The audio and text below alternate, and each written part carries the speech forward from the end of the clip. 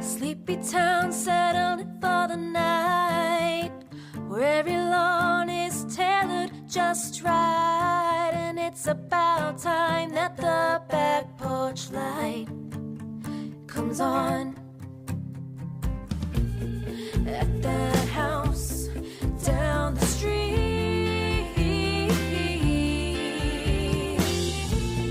at that house on Magnolia Street. Oh man. Hey, witch, hey. Losing my goddamn mind. Hey, witch, hey. Our pets' heads are falling off. That's what it feels like today. I'm Kristina. I'm tired. I'm Justina, and welcome to Magnolia Street, your one and only musically inspired practical magic fandom podcast. Every week, we deep dive on different aspects of the movie and the books. And if you've been listening from the very beginning, you guys would know that we, the Stinas, have written many practical magic inspired original songs that every so often we share with you via these song-i-SODEs. We actually started this podcast as a way for Justina and I to showcase some of the awesome music we have been writing that will keep you immersed in the world of the Owens family in a more musical way, if that's your thing. Yeah. Can you believe this is our 100th official episode? No. How have we come this far? Are we better than everyone else? You know that soundbite? If you don't, then that makes no sense. Maybe, yeah, I think so. Okay. Yeah, so just to recap, we have done so much in season 2, and we hope you enjoy our episode 99, I guess, which we just realized that was a bonus episode now. It wasn't actually the start of season 3. The Divine Feminine Rising. Yeah, see, you said it here. It kicked off season 3. I'm like, wait a minute. We can't start a season and then take another month off. Oh, man. Let's take a deep breath. So this is the start of our season 3, 2025. Yes. Glad we got that. Got it. Yeah. Out of the way. Yeah. But yeah, that's crazy. Just to recap, this year was crazy, right? Mm-hmm. We met our plaid dog goal. We reached just over $11,000 to get back into the studio with the help of you guys. We got to see each other for a third time. That's awesome. Yeah. Yeah. We went back to Boston to record our other 4 songs that will be part of our very first of hopefully many practical magic inspired EPs. And the songs that we worked on are Magnolia Street, which is our podcast theme song. You guys probably know it backwards and forwards by this point. Brownies for Breakfast, Phone Tree Day, One Green Eye, One Blue, and All Hallows Eve. They're sounding so good. They're sounding so good. You guys know, and you've heard us talk about how this season has been kind of rough. You know, we really wanted some of these songs to be out to you by Halloween. And there's a lot of decisions and a lot of back and forth and a lot of really tiny changes we have to make. And it kind of gets a little tiring. But the other day, I put our songs on, even just the roughs that we have. And it just gave me a whole new, like, God damn, these are good. We did a really good job. Yeah. So I can't wait for it to reach the ears of our listeners. Mike really worked his magic. He made us sound like gold. I know. He's just making up like sounds just in the studio with normal trinkets and things, not even instruments. He's like a crow. Trinkets and things. We need to make Mike a t-shirt that says just making sounds with trinkets and things with like a crow on it. Yeah. That's cute. Yeah. Yeah, he's amazing. And he really took our little demos, right? Our little acoustic, like us singing into the tape recorder at 3 a.m, right? He took our demos and he just made them sound like these masterpieces. And I can't wait to release these to the world. We're getting very close. And I know we say that every time, but like we are seriously like tweaking here and there down to the wire. And it's getting closer and closer every day. We promise. Yeah. We were doing notes. Like, what he does is he puts our music into a Dropbox and we can listen to it and take timestamps and write little things like change this, do this.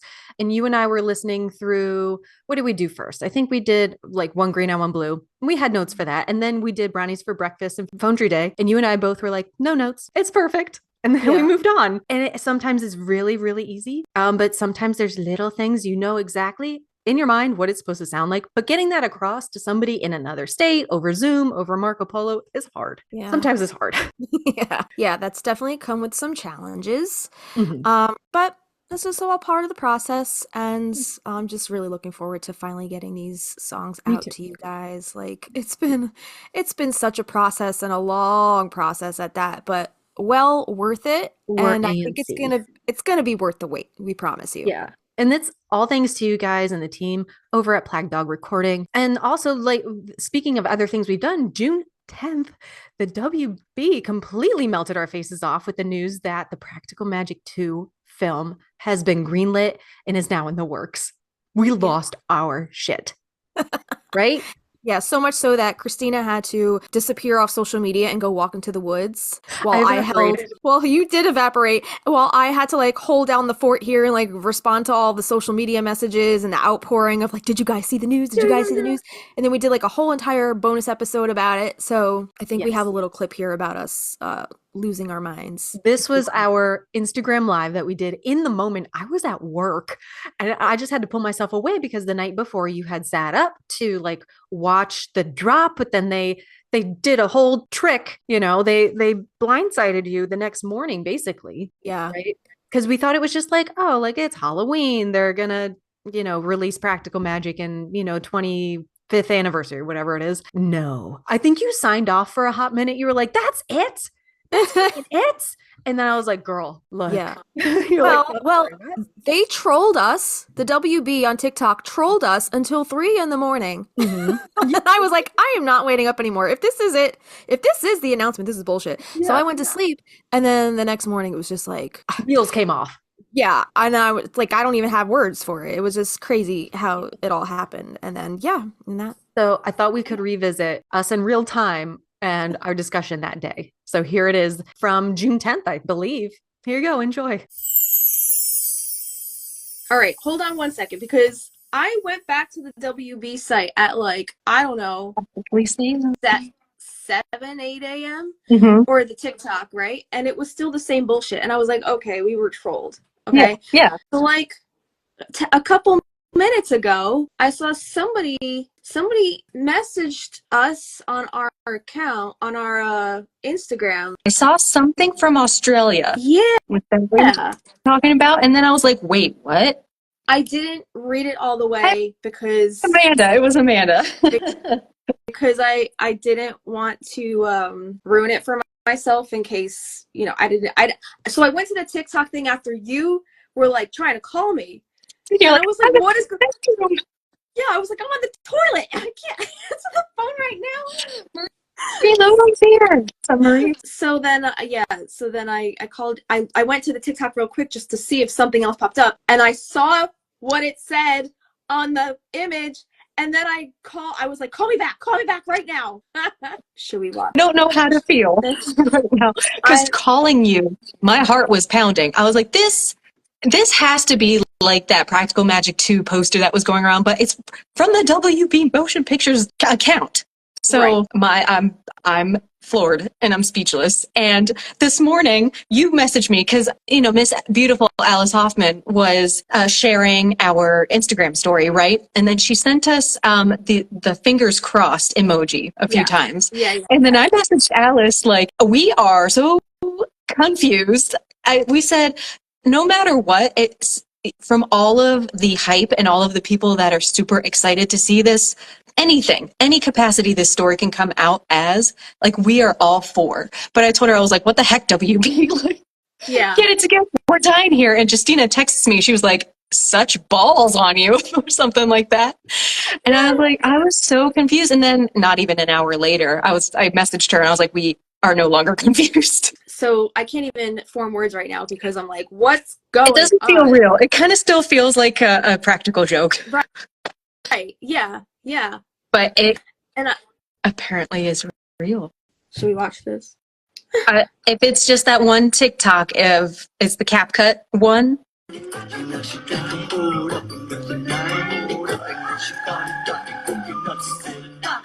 Shut the And they were like, we even made a CapCut for you guys. I wish I could see your face right now. Oh my God, where are, like, why can't I see it? Oh my God. Yeah. That day was insane. Good times. Yeah, I that was was shaking. I was like, this can't be real life. Because it was just strange. Because, we were doing this just because we love the movie. It's fun. We had music. Our creative juices were flowing. And, you get into a rhythm, everything gets comfy. And then it was like the rug was ripped out from under us. And we're like, oh, this might change everything. Yeah, it very well could. And I like to dream big. I generate a little JathBT fan fiction, Cool. Stinas fan fiction, mind you. All right. So I'm gonna read that to you in a little bit, and Okay. I think maybe that'll keep us inspired and keep reaching for the stars and keep doing what we're doing here on Magnolia Street, even though we've been taking our breaks here and there, and it seems like I feel whenever we take a break, I feel really disconnected from this whole world and not really as immersed in it as we went really hard for the first 2 years of Yeah. this podcast. Living it. Yes. Living it, right. But that does take a toll after a while, and you need to kind of ground and come back to reality a little bit. But there's certain things that happen that remind you and light the fire under your ass and remind you why you started doing it in the first place. So, yeah, and we still have things to look forward to when the film comes out and when our music is released and who knows, divine timing, maybe, something Might will sync up. Yeah. maybe I something still have my Google. You can get alerts for specific words and I get a daily practical magic 2 hit. But nothing major yet. When I do get Right. things, I post them on our Instagram. So if you want to keep up with us, go over our Instagram. Exactly. Yeah. So aside from all the podcast stuff, we're still working to send out you guys your thank you cards and posters that we signed for you guys in the studio. And we do have some digital perks still coming for all who donated to those specific tiers. So, we're still working. I actually just sent out 5 more. I've been doing them in little like batches. That's a good idea. I need to do that too. I have a few left. Yeah, I think the few that I have left is just family, so I might just hand them off to them at the next Okay. family function. But all the ones that I had to mail out are mailed out for the most part. Nice. So yeah, so we're still getting around to that because that was a process. And on top of that, we're in constant back and forth with our producer Mike to, like we said before, we're finishing tweaking our mixes, getting things just right before moving on to mastering, which is the final stage before we get those songs back. So then we can set up our distribution and, get it on Spotify, iTunes, wherever you guys download your music. So that will be the next and final step. We are still actually in mixing as we speak, but every day we're inching closer and closer to those final steps. So being that this is the celebration of another wrapped season of Magnolia Street podcast and another year, I thought it would be fun to do a little visualization and manifestation for the year ahead. Mm-hmm. And as we know, like we just said, in 2025, Practical Magic 2 is set to come out. And the Stinas also have new music coming out. And Miss Stevie Nicks herself has made it very clear that she wants to be part of that film. Right? Amazing. There was an article that came out that she gave a statement that she perhaps wanted to be part of the soundtrack, but she also said that she wants to jump off the roof and fly with the Owens women. Yeah. And we don't know anything about this film. We don't know, are they gonna reprise that end finale scene of the roof jump? We don't know if that's gonna happen, but that would be amazing if that did, right? So I took it upon myself to write us into this whole scenario because, the Stinas have to be involved in fucking everything, and we own Practical Magic. So, I mean, if you're a fan, you can't be a fan and not listen to our podcast because we know everything, right? Yeah. FOMO. It's real. Yeah. Like what Kristina said before. What did you say? Are we better than everyone? Are we better than everyone?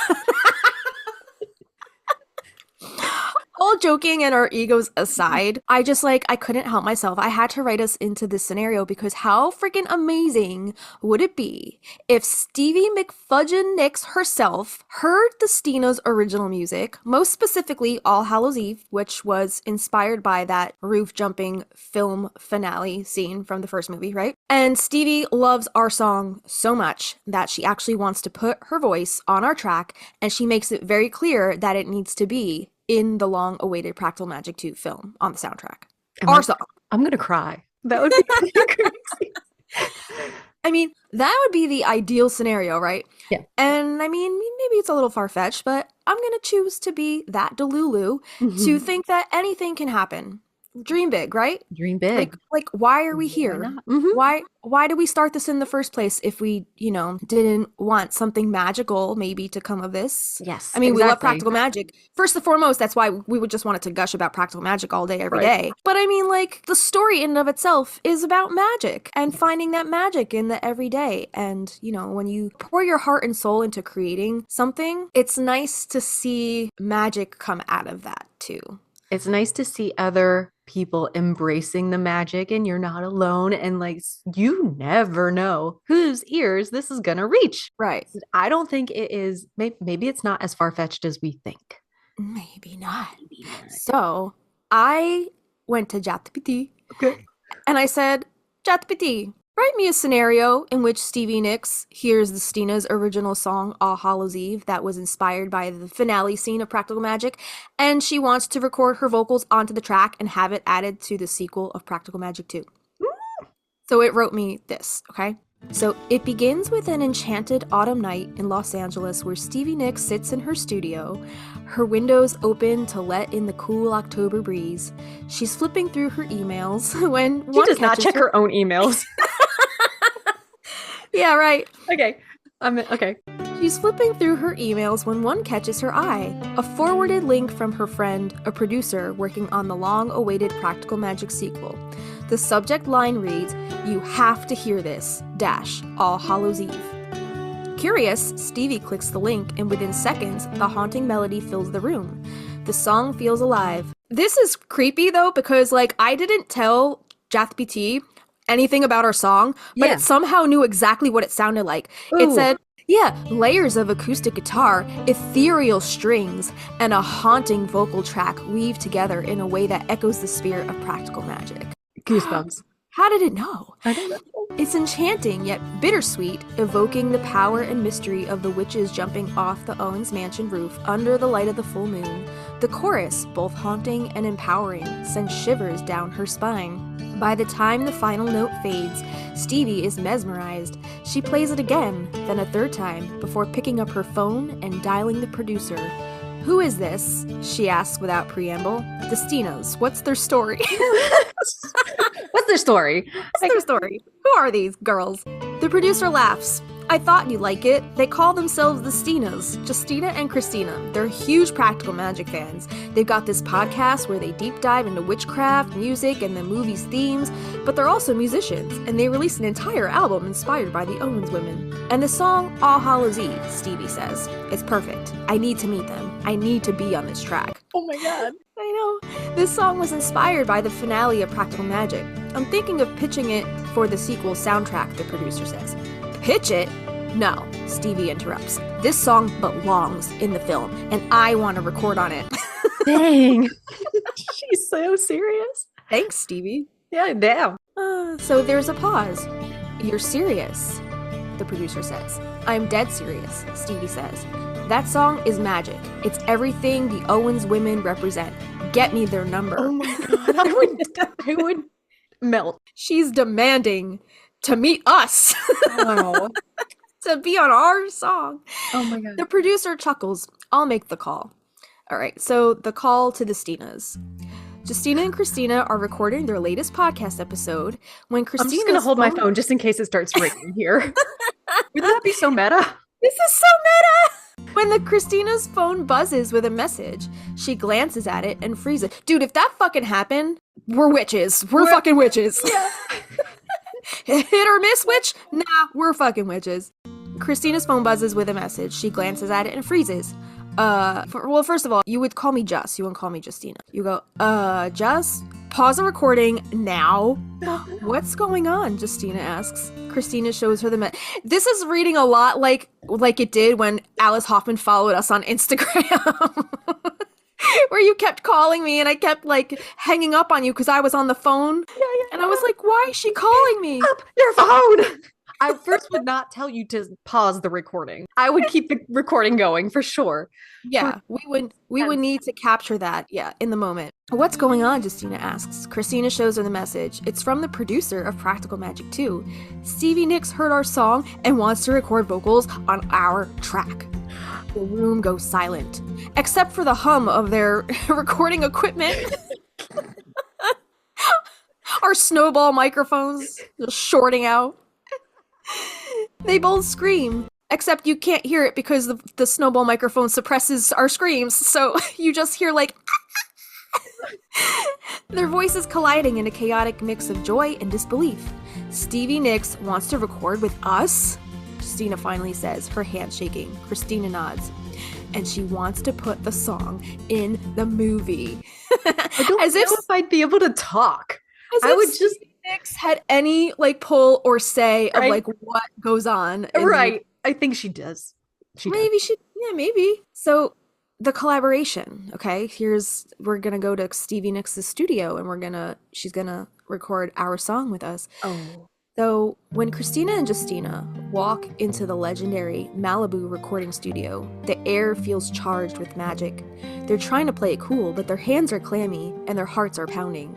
They've been fans of Stevie Nicks their entire lives, and now they're about to meet her, not as distant admirers, but as collaborators. The door opens, and there she is. Stevie Nicks glides into the room, draped in layers of black lace and chiffon, her signature shawl trailing behind her. Her presence is magnetic, her voice warm and raspy as she greets them. You know that scene where Misty Day passes out in American Horror Story? That's what I'm feeling. That's us, yeah.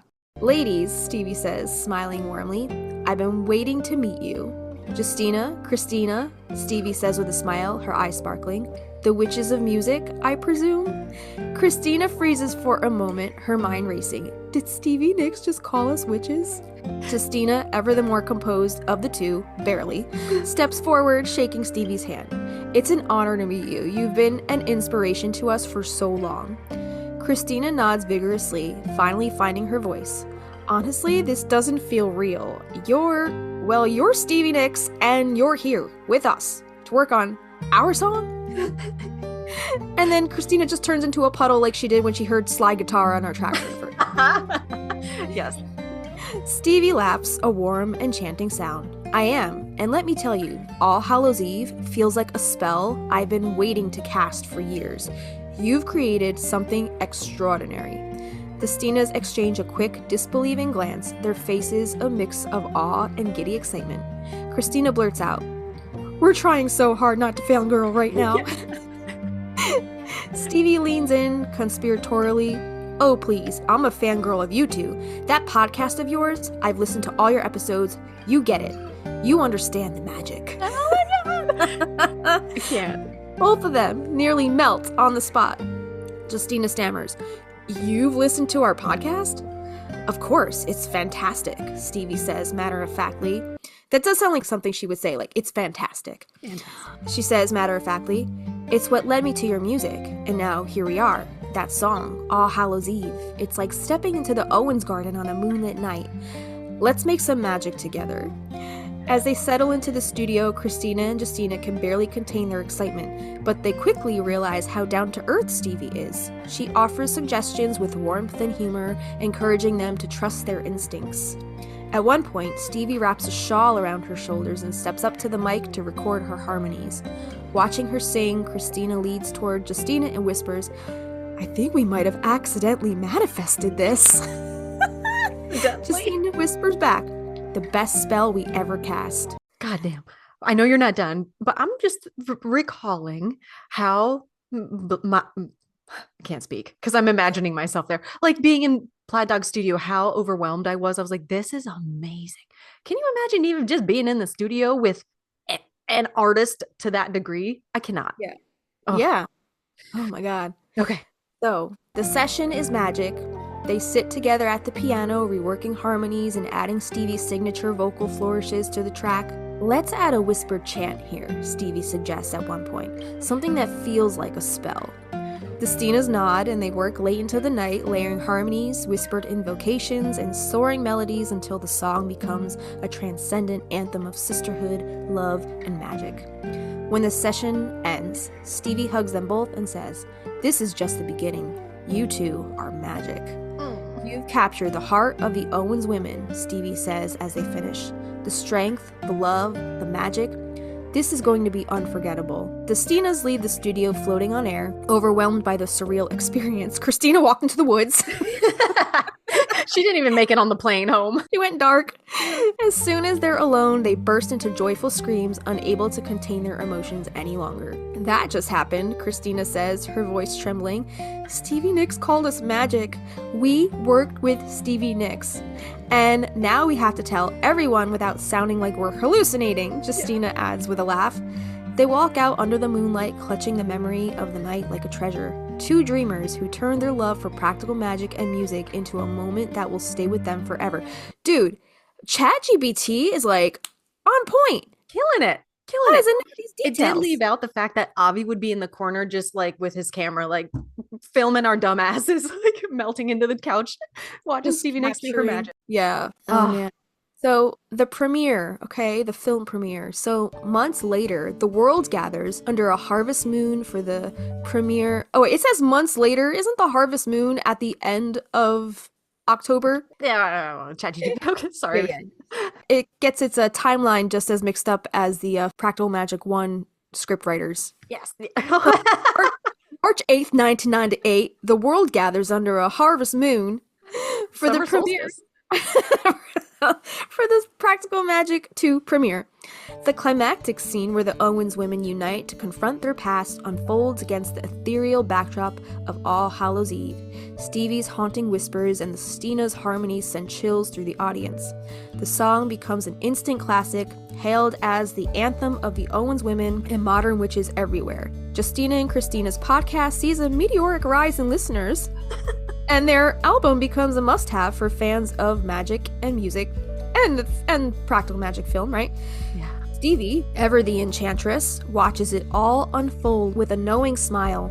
Magic, she says, when asked about the collaboration. Sometimes it finds you when you least expect it, and sometimes you find it. And maybe Stevie even gives us one of her little crescent moon pendants that she gives everybody in her fangirl cult. Her inner circle. Dude, this story made my stomach kind of hurt because like I'm so tense and excited, and I would absolutely lose it if it's any little sliver of acknowledgement from PM2. Yeah. I would just be over the moon. Right. Yeah. And you know what they say about manifestation, right? You're supposed to talk about the situation like it already happened. Yeah. So that story that we just read, it was us speaking it into existence as if it already happened. It was like reliving that whole experience that, you know, didn't really happen, but we're making it sound like it did. Yeah. Yeah. And the excitement that we feel from something that, you know, hasn't happened yet, but talking about it like it already did, like something in that is really powerful, I think. And who knows what can happen, you know? Yeah, go through the rest of this, the upswing of Practical Magic 2. Like, oh, I have to, I gotta email Stevie back about this. I gotta talk to Stevie about that. Oh, I'm so glad she had that reaction to my note on this. And just like keep playing with those little tendrils of manifestation. I think. Never know, right? So anyway, just wanted to share that. I just thought that loved was it. fun. My guts hurt. My guts hurt. I would so need to ask her assistant, like, please just point to the bathroom covertly, because I'm gonna need to go. Oh my get goodness. this anxiety poop out of me. Anxiety poop. Oh man. So great. Stevie, if you're listening to this, you know, make You it know what to happen. do. You've been summoned. Oh my gosh, that was great. Thank you for putting that together, ChatGPT and Justina. Yeah. We did this last year. I don't know if we did it. I think we did the year before too. But we wanted to quickly share our Spotify Wrapped because everybody was sharing. I didn't bother sharing the whole thing because my number one was Meatloaf. It has been for like the last 3 years. Yeah, for the past couple years, it's been Meatloaf, Orville Peck, Stan Rogers, Nico Case, and this year, surprisingly, I had Steven Sanchez as a newcomer to my top 5. You know, I've been listening to him a lot too. I love that sound. He's a good sound. And his old school voice. Very good. You know, I listened to him on the way back when me and Avi were driving back from Boston after recording the second time. Yeah. We were listening to him on the way back. I know we were listening to him from the hotel, and we were like, that's the fucking sound we need, Mike. Right there. Yeah. That guitar right there. Yeah, that's right. We were using him as a reference for One Green Eye, One Blue. What was your number one on your Spotify Wrapped? How do you find that out? Go to Spotify, and at the top it should say Wrapped. View your Wrapped. My top artists were Taylor Swift, Ooh, T-Swift. Victor Butzler. I don't even know who that is. Why is he on this list? I don't know who that You is. and Avi share a Spotify? No. Oh my god. It might have been something random that came on. I don't know. I don't know why he's on this list. It's not like I went searching for Victor Butzler. Faith Hill, myself.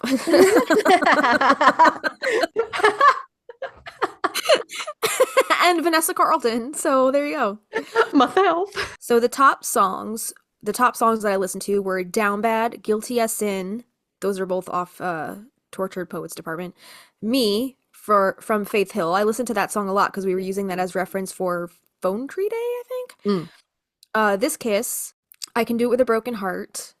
That's also Taylor Swift.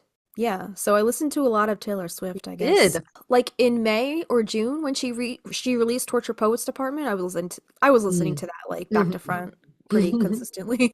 Nice. All right, yeah, Victor Butzler, Who's that?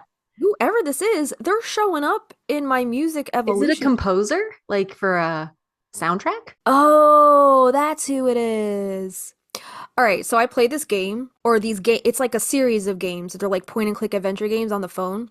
Yeah. It's called the company is called Rusty Lake, and they make all of these different like escape room games, and the music is so soothing. Sometimes I would just like have it on in the background while I was working on stuff, or like That's so funny. it's just soothing. So I guess I listened to him a lot. So what in the random? Yeah, that is very random. For our Spotify wrap, we gained plus 59% of followers, which I don't know what that means. Like we gained compared to the year before. I don't know. 74% of our listeners discovered us this year. And I think it was because Practical Magic 2 dropped and people were hitting up our TikTok and then seeing we were on Spotify. And that's a big jump. It is a big jump. TikTok is going away, though. Did you hear? I keep sliding past it because I just don't want to believe it. I disassociate. Same. Yeah. How am I going to learn all my things? Right? So should we download all of the videos we've saved? You can download your data. They're saying you should download your data, and I don't know how to do that. I don't know how to do that either. How do you, what's the cutoff date? January 19th?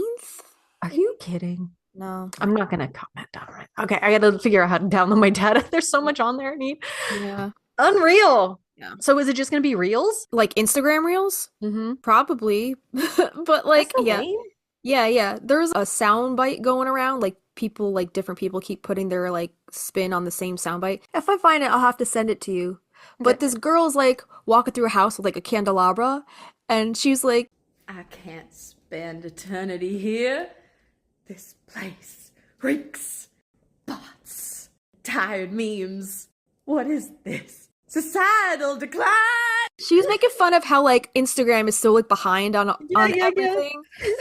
But it was hysterical. They Yeah. are. Yeah, it takes So- 2 weeks at least for a trend to catch up Right. over there. Yeah. So It's it's so just kind funny. of fucking lame. It's lame. and- Okay, well, add that to your to-do list, everybody. Yeah. Because when this comes out, you'll only have like a week. Yeah, that's right. Yeah, download your data.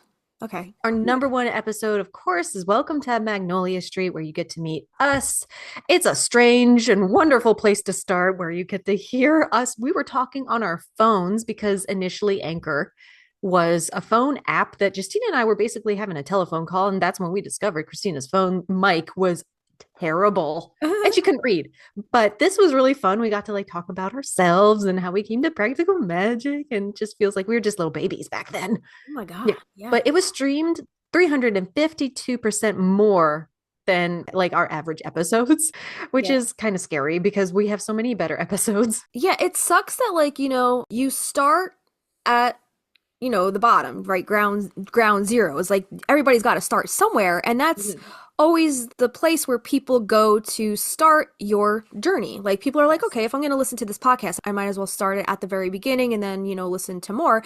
But like the thing is, if people aren't meeting you like where you started and they're expecting you to be this amazing podcast like right off the bat, I could see like why that contributes to the drop off rate, because that was not us at our best. That was just us dipping the toe in, right? It was just us. Yeah. There's just Dipping the toe, we the were- goosey baby. we were dipping the toe in, seeing if the podcast thing fit our vibe, and like if we wanted to continue doing it. and if it would stick, and like it did. And we learned from that first episode and we grew from that. We got better microphones. We kind of fell into a groove of like our format, and Mm-hmm. that takes time to Yeah. evolve, right? Yes. You don't just start being amazing, right? I'm not saying we're amazing now. I'm just saying, but like, What's our tagline for this episode, Jess? Are we better? are we better than everyone? I think unless you're looking for a specific like niche episode that maybe came along later into like the middle of our first season or later, you're gonna get us. Yeah. Day 1, episode 1, season Unfiltered. unfiltered. Yeah. I mean, we're still unfiltered, but now we have better sound. I know. It was terrible because it kept cutting out your laugh, and that was what was making me laugh. So we had to figure that out, and finally we did. We had So to I'm glad. fix the laughing situation. That was priority. Yeah. Yeah. But our ages for our highest listeners, typically between ages 35 and 44, those millennials. But we have 7% of people are 18 to 24. We do have like a content warning because we're explicit. We swear. We talk about sensitive topics sometimes. Ages 25 to 29, we have about 12% of listeners. 18% of listeners are ages 30 to 34. And then we have 35, 44 is our biggest range. And then 17% of listeners are 45 to 54. And then we also have a little percentage of 8% of people 55 and older listening to our bullshit. That's amazing. Well, Yeah. we must be relatable to, all age groups To some across the degree. board to some Yeah. degree. Because, like, if you think about millennials, we're kind of in the middle there, right? Like, Mhm. we can appeal to the younger generation, but we can also appeal to the older generation. We're kind of somewhere in the middle. So I could see why, our Yeah, I like that. our biggest chunk is like 38%, 35 to 44. Mhm. So that makes sense because that's kind of our age group. But everything surrounding that, Interesting, huh? I'm very humbled that people find us relatable enough to want to listen to our bullshit for I 4 know. hours every week. 'Cause our episodes ain't short, Average 3.5 hours. Yeah. Yeah, but that age group, the 35 to 44% age group, grew by 16% this year. So we got a lot of new listeners. So thank you guys and all the new patrons that ended up showing up for us and supporting us. Thank you. We were streamed in 39 countries, the top country being the US. But I know we're streamed in Australia and Canada and Germany. And this also listed other podcasts that our listeners also are involved in or listen to. The first one was the Joe Rogan Experience. I'm personally offended by that. I'm confused. I'm also guys. confused. Like, isn't he like a far right conservative, like a Chad bro? Can you email us and tell us why you listen to both of us? Well, what do you get from each of us that you find fascinating, I guess? Yeah, that's very that piques my curiosity, actually. Mm-hmm. Right? Mm-hmm. Yeah. Another one was, and that's why we drink. I've only listened to a couple of their episodes. I like their show. They're pretty funny. Oh, Morbid. I love Morbid. They're fantastic. I know she just came out with a few books. Waba. Thank you. We are honored to be even in the same circle as Waba. And we know we reference them a lot. And that's kind of why I was like, okay, maybe I can do this because I saw them and I connected with them and they were so down to earth. Macy and Charlie over at the Witch Bitch Amateur Hour. And I was like, we can do this. Yeah. So that's great. And then the last one was Stuff They Don't Want You to Know, which I have not listened to, but it looked like a conspiracy kind of episode. So maybe all the conspiracy shit that you and I have discussed just roped us in that little category. Maybe. Yeah, I mean, we do go down a lot of different rabbit holes. So Mhm. that makes sense. It's all connected. We got the red string up on the board. Yeah, for sure. Yeah, we're the top 10 show for 346 listeners. We're a top 5 show for 254 listeners, fans. And we're the number 1 show for 104 fans. So thank you very, very much. Wow. And our top fans listen to us 3.9 times more than our other listeners. So thank you. It's amazing when y'all can take us in, absorb us weekly, because we know they're long and we have people talking to us. I just listened to this episode, which we only put out a few days before. And it's really impressive. You guys are top notch. Our creator personality, they listed us as the storyteller. What the hell? You were like, I don't know what this means. What does that mean? Do we tell good stories? Like, I think we do. We just go down those rabbit holes and we find those little nuggets where the origin comes from. And I like that. I like being a storyteller. Yeah, I guess, yeah. And I mean, you got to be some kind of storyteller to be able to write songs and, Mhm. tell relatable things, tell Appreciate stories. fiction. Yeah, we appreciate fiction, we appreciate history, and kind of how the two bridge the gap, right? You're very good at the what ifs. Like Mm. we start talking about something and then you go on this, I have to click my brain into that function, but you go on this whole journey like, what if this, or can you imagine this? And I didn't fall into that as easily, but working with you the last few years, I've started to go down that way a little bit, but you just were like, click. It's like, where's she going? I'm glad you appreciate that about me, because I know it probably, like, Avi's just over it at this point. Because, like, I posted a meme, or not a meme, a TikTok video the other day that cracked me the fuck up, because I was like, this is so me. Like, he comes home from work exhausted, and, like, I just info dump on him. I'm like, oh my God, Avi, did you see this happen in the news? Or, like, did you see this happen? Oh my God. Like, when the whole, like, the healthcare CEO shooting, like, I was like, did you see what he left in the backpack? Monopoly money? What? What is the reason for that? And like, and I just, like, my brain goes to all these different places, and like, I'm like, I have to get to the bottom of this. And I'm a detective. And he's just like, oh my God, can you please shut the fuck up? But I have to show you this. Okay. I gotta go through my archive now. It was like only a couple days ago that I saw this, and I was like, oh my God, that's okay. Look, the text on this video says, me info dumping on my husband the moment he gets home about spaceships and assassins and random things I learned about during the day. And this is the video.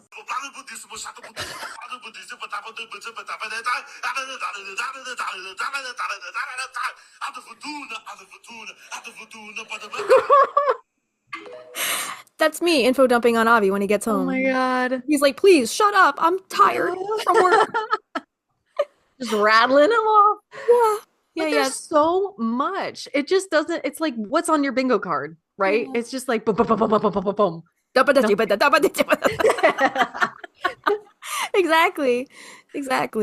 God. Whew. We're going to get you guys into the Song-i-SODE, but I had something that I wanted to share with Justina that I did way back probably in the summer that I have been hanging on to. I have been wanting to share these with you for a while. And you said, like, maybe for our 100th episode. I was like, that's fine. I was really trying to, like, sneak in. Okay, what do we have coming up that I might be able to link this to? But this is perfect. We'll do this now. Okay. I'm super excited. Yeah, get that nose blown. All right. So I went to Suno, which is like the AI music thing. Yeah. And I asked it to make some specific songs. I have 5 little short songs. And my question to you is, what genre would you like to listen to? Here are the genres, okay? 2000s emo, church praise song, like an orchestral ballad. We have a gritty country rock song, or like a more country western song. What is the context? Like, what is the subject matter of? Can you tell me what it is? No? I'm gonna put the lyrics in Okay. when I cue up the music. Oh, geez. Okay. And I'll tell you the name of the song. Oh, man. Let's go church praise. Okay. All right. This song, because I was re-listening to our like season 2 wrap up and all of the fun little moments we had, and I was like, oh my God, we need to make some music for some of these. So church praise song is entitled Kristina's Pleather Pants. Here we go. Oh my God, is there a slideshow? Can you hear this? Yes.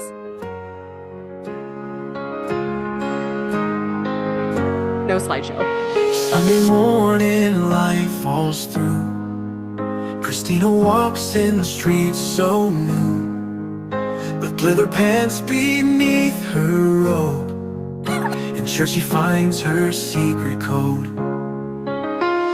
The choir sings their heartfelt praise. Kristina smiles in warm embrace.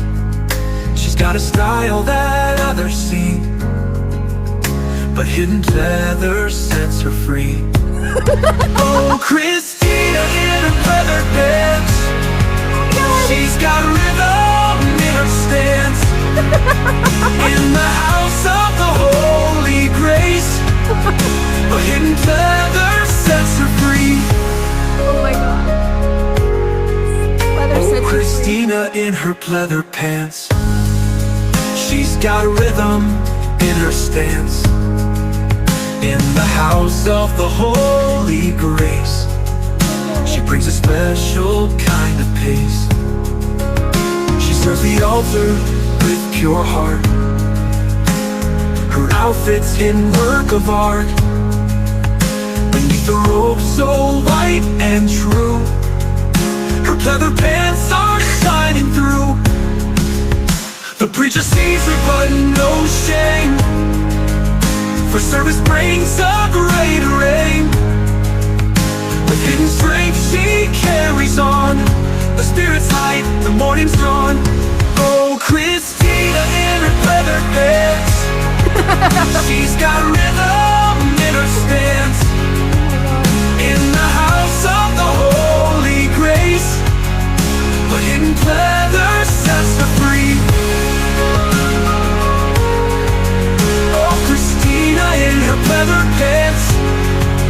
She's got a rhythm in her stance. And then it just starts fading out from there. Okay. That's amazing. You got rhythm in your stance, girl. And my pleather pants shining through. My white robe. That's fucking hysterical. Oh I have one for you also, which I think I should do now since we did that one. Is this 2000s emo? It's not. You're gonna love that one. Okay. I can't remember if it's the gritty country rock or if it's country western. Okay. But I think you know where I'm going with this. So let me cue this up real quick. These are Tina in her pleather pants. I like how your pleather pants now have their own theme song. Oh, is this me? Is this you? Is this me not wanting to make my confirmation? No, I should have done that one though. No. What This could is it the be?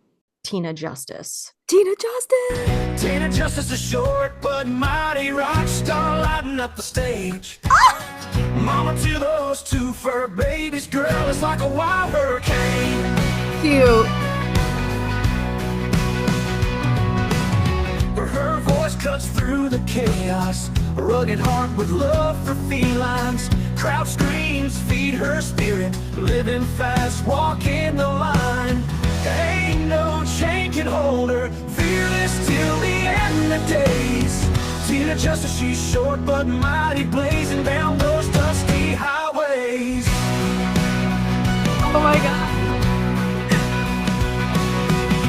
Each night's a new redemption, souls on fire, wild and free.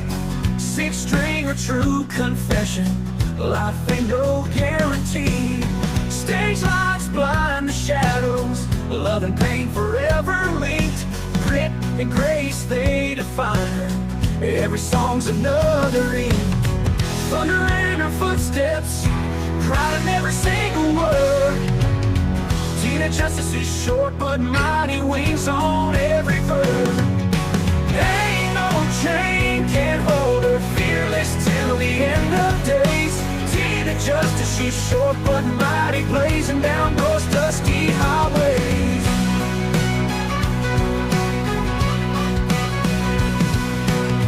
Each night's a new redemption, fearless till I think the it just end of repeats. days. Okay.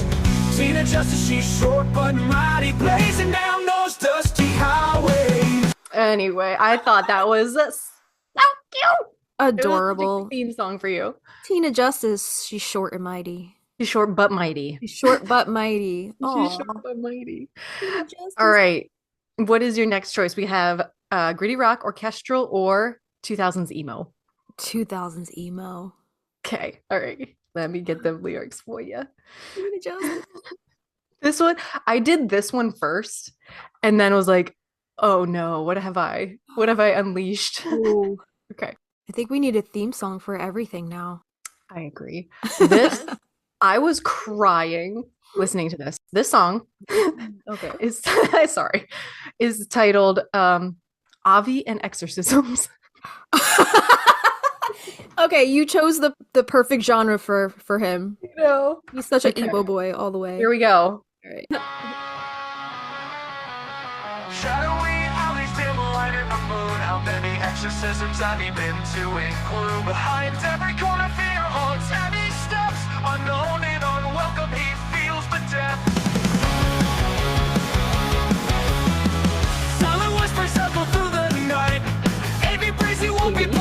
Avey. light. Every dark crevice holds a chilling tale. His heart races fast, his spirit frail. How many exorcisms have you gotta dodge? Fear grips his soul just like a watchdog.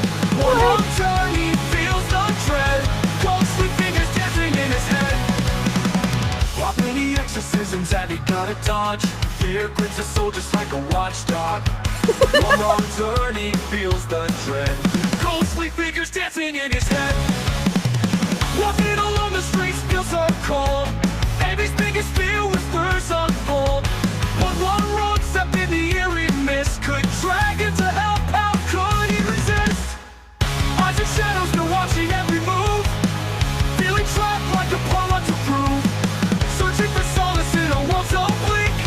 Exorcisms look and feel so antique. How many exorcisms have you gotta dodge? Fear grips his soul just like a watchdog. One wrong turn, he feels the dread. Ghostly fingers dancing in his head. The breakdown, though. Yeah, I'm saying. And the drummer is on it. Yeah. You know, Bobby's gonna listen to this and he's gonna be like, I don't know about that drum tone. It just One wrong repeats. turn, he feels the dread. I thought it was Ghostly awesome. fingers dancing in his head. Avey. How many exorcisms does Avey gotta dodge? I love that. That's so funny. I love it. I'm reading the lyrics now because it's kind of hard to tell what they're singing. Yes, it is. Yeah, we'll post the lyrics on our show notes. How many exorcisms Avi gotta dodge? Fear grips his soul just like a watchdog. Ghostly figures dancing in his head. That was amazing. This line was my favorite. Exorcisms lurking feels so antique. I was like, what? That story, oh my God. It must have been just because we were together and he Yeah. was just kind of in the background in the room, but like that, him saying like, that's one of my biggest fears. It's like, Yeah. and you were like coming across how many exorcisms have you been? Yeah, what? That caught me off guard. That cracked me up. These Yeah. last two are like runners up. They're not great, Okay. but they're all right. What are the So we have like the orchestra one is, I think, like more of a love song. okay? And then we got a gritty country rock song. What's Which the subject matter? The orchestra one is Wormwood Mugwort, a love song duet. Shut the fuck up. And then the gritty country song is Billy Zane, Time Jumper. Oh my god, I need to hear both of these. Okay. All right. We'll do the love song first because I think the Billy Zane one is pretty dang good. Yeah, All right. let's end with Billy. We copied the lyrics. Oh, for ya. Billy. Here we go. Kind of evanescence-y. Ooh, yeah. One more tough guy walks a lonely road. Prison bars and shadows where his story's told. I'm the guy that can get you He can get you anything. Alone and misunderstood. Living on the edge but dreaming of the good. It's called Star-Crossed Lovers. Star-crossed lovers written in the sky. Wormwood and mugwort hearts can lie. But just like the plants they lose their minds. A love forbidden in the tangled vines. Yeah. Mugwort, she's the spice girl next door. Proper prim, she's got it all and more. Oh my god. She dreams of freedom, a life that's wild and free. But society's chains won't let her be. Star-crossed lovers written in the sky. Wormwood and mugwort hearts can lie. But just like the plants they lose their minds. A love forbidden in the tangled vines. In another world they'd be side by side. Breaking every rule, never needing to hide. But in this lifetime they must let it go. Their love's a secret only the stars know. Wow. Wormwood. Wormwood looks up at the midnight sky. Dreams of mugwort, tears he won't cry. For he knows the truth, they can never be destiny. Star-crossed lovers written in the sky, warm-blooded and mugwort hearts can lie. But just like the plants, they lose their minds, a love forbidden in the tangled vines. Mugwort sighs as she watches the moon, hoping their love will bloom someday soon. But fate is cruel and life's not kind, their love from afar, their hearts entwined. What was that? Yo. Yeah. Mugwort sighs as she watches the moon, hoping their love will bloom. It just does that whole thing all over Oh again. my god. And let's get this last one in here, get you them lyrics. Billy Zane. The Billy Zane, the time jumper. Gritty country rock. Yes, ma'am. Okay. Yeah, Billy Zane, time jumper. Here you go. Woo.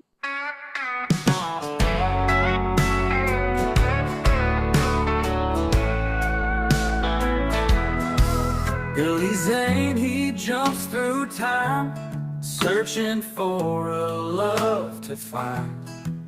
Owen's women on his mind, but he can't stay, he's in a bind. He's gotta save the day and go. Titanic sinks, the stories show. To save Rose, he's got to know. Sapphire stone, the Owens glow. Jump in time, his heart beats fast. Love and fate, they never last. Sapphire stone, a family's past. Billy's heart, it breaks like glass.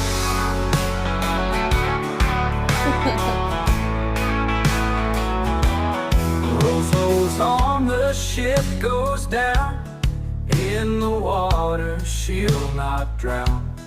With the jumper all around, family's name in love is found. Worlds collide in time's embrace. Sapphire stone in her grace. Billy say he must retrace. Leave her now in sacred place. Time won't wait, it moves so quick. Love is sweet, but oh so slick. Sapphire stone, a loving trick. Jumper's heart, it feels the prick. That solo.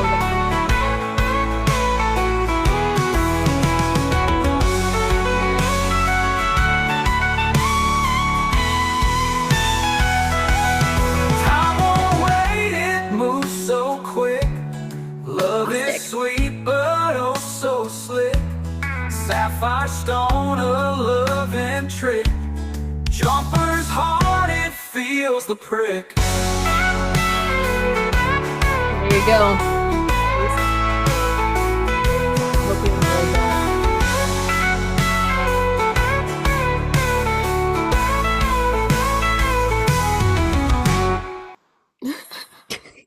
Those were amazing. Thank you. I really had a good time. That is what that site is for. Yeah. Yeah. I love the playlists that people have on Spotify with these AI songs. They're so fucking funny. Yeah. There's one about like a kid and a baptism, and it's like dunk that kid already or something. Yeah. You can have a lot of fun Which with one was that. your favorite? I'm gonna have to say You can pick your own. they're all so funny. I like Kristina's leather pants. Thank you. Kristina's leather pants came out the gate swinging. I did. Yes, I did. I got the crowd ripping to go. Yeah. Yeah, we'll post those over on the Patreon if you guys want to go download those, I guess, and add them to your playlists. Are you guys ready for the song-i-SODE to begin?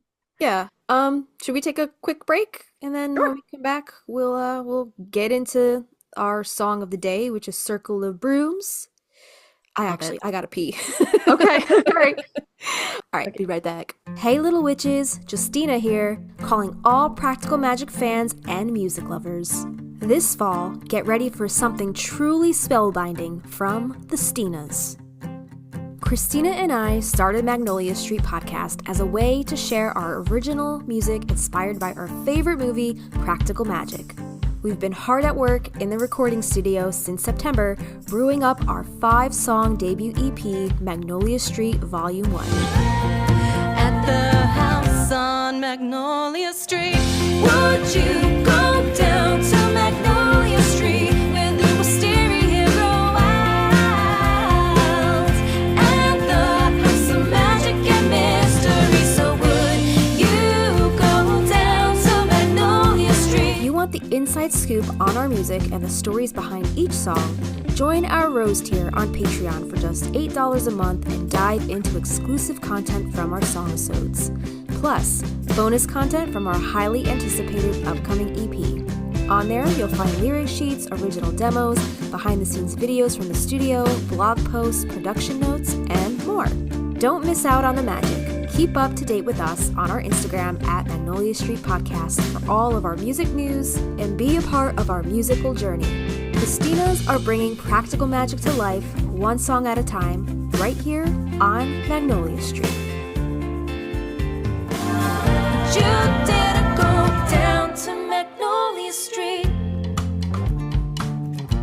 Magnolia Street. You're listening to the Magnolia Street Podcast.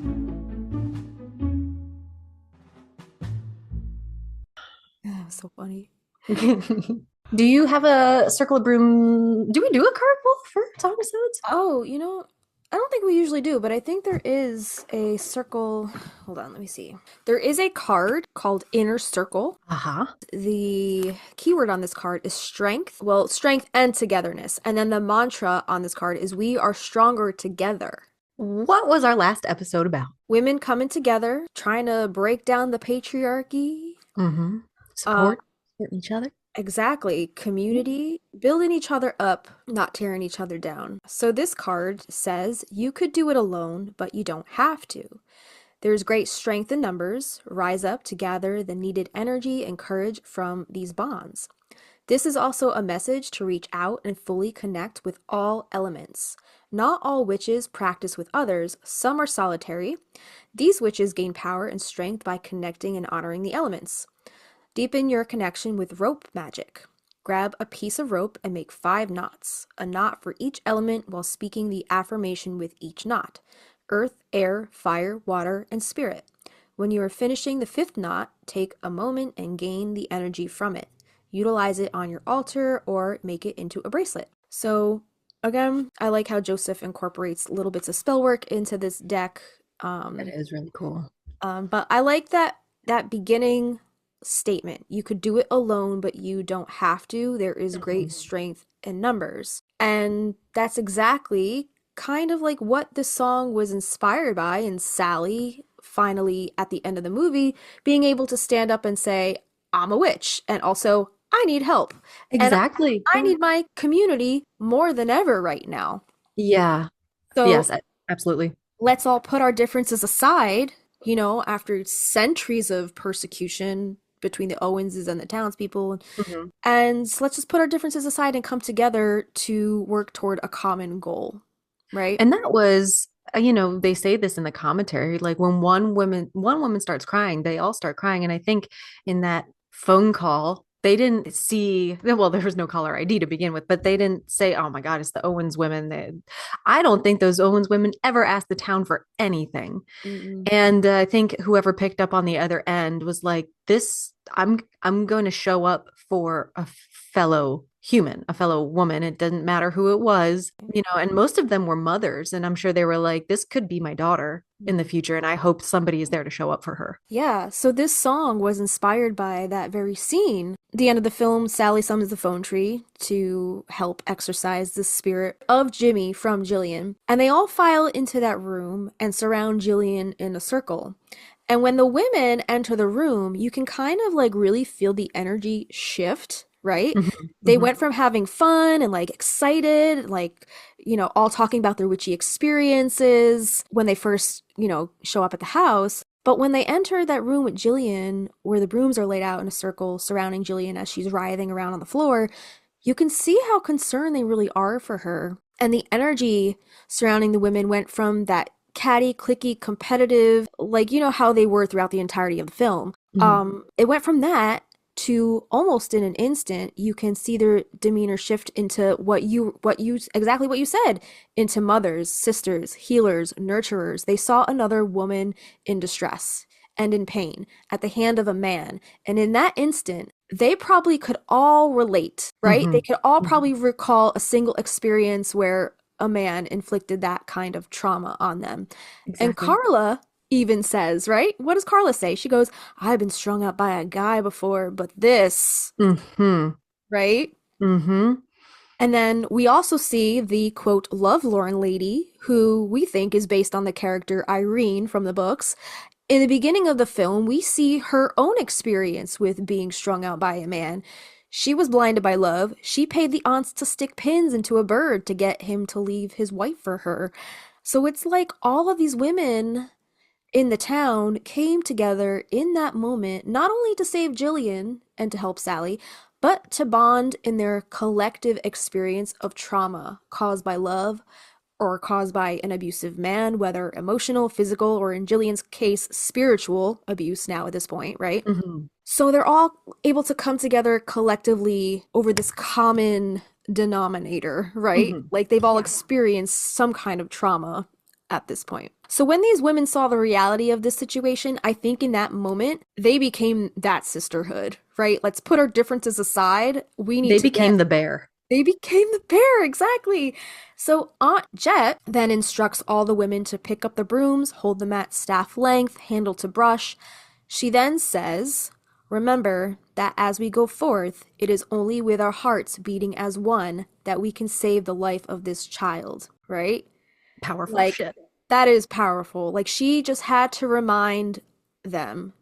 Because, like, you know, the town history, the aunts were also victims at all of this ostracization by the people in their community. So they've experienced it too. So they know. So they had to remind these women, like, you're coming here today. And just remember that you're here not as some catty townsperson who has opinions on like this, that, and the other thing. When you step foot into the circle, we are all one. Right. You They know? thought they were showing up to play light as a feather, stiff as a board. Right. And that quickly turned. And I don't think Maria's Island is her first stint of like townsfolk, you know, ostracizing her or being mean to her. And she has learned to be callous in that fashion. But it's amazing that she is the one to remind them like our hearts are one when we come together to help heal somebody, especially in that. I cannot imagine being in that room. I have a question though for you. Because in the final scenes, we do see the two young girls, the daughters there. Yeah. Are they in the circle holding brooms? Because I don't think they are. I think they're like Aren't. removed. No, they're not. But that's interesting because I've never noticed that before. But last night when I was going back through the scene, I noticed they walk into the room, but they're not involved in that entire circle ritual. Right. They're not Right. involved in that. And when you were reading like these, what did you say? The demeanor shifts into the mothers, sisters, healers, and nurturers. I was thinking like almost everybody in that room, regardless of age, has probably been, you know, you start having those like teenage love angsty feelings, you know, in your early teens. So everybody has been hurt to some degree, you know, emotionally. But then I was like, oh, but those girls are so young. Are they in the room? But they're not. Yeah. So that makes sense that, you know, it would be this group of experienced women doing this. Yeah, they do walk in the room. I don't remember seeing like a shot that they walk out. Like they don't visibly walk out of the room. They just kind of disappear when everything starts happening. Yeah. So I don't know what the point of was for them to walk into the room to begin with. If they're not going to be part of the ritual, maybe that was just like a mistake on the director's part. Like they just so happened to be in the shot and like they just left it. I don't know. But yeah, the little girls are not a part of the actual broom circle. If you think of it, if you really want to stretch it, even as little kiddos, they have been hurt and traumatized by a man indirectly with their dad's death, you know, not his fault, but they've still experienced that pain. And I mean, even Jimmy's ghost, like they were running down the staircase screaming, "Mommy, mommy!" Like that scene when Sally comes running. They witnessed that whole when Gillian's body was possessed the first time. They witnessed all of that. That's got to be traumatic for a child to They were witness. bawling. And how much blame do you think Kylie puts on herself because she saw that man outside by the roses and she mentioned it to them and they never listened to her. Yeah. She couldn't do anything. That Right. is the hardest part about being a kid, like so helpless. And like not taken seriously. Yeah. So I'm sure, Kylie is also having some trauma tied to this whole occurrence and instance, Mm-hmm. Gillian's whole possession. So all the women, they file into this room, they grab the brooms. Jet reminds them that, they're there to work toward one common goal. They're working as one now at this point. And so then Franny begins the Dite perdante de melodico whole chant, and they all join in. So now, being that this movie is not a musical, their chant doesn't turn into a song per se. They're really in the moment, and you could feel the passion.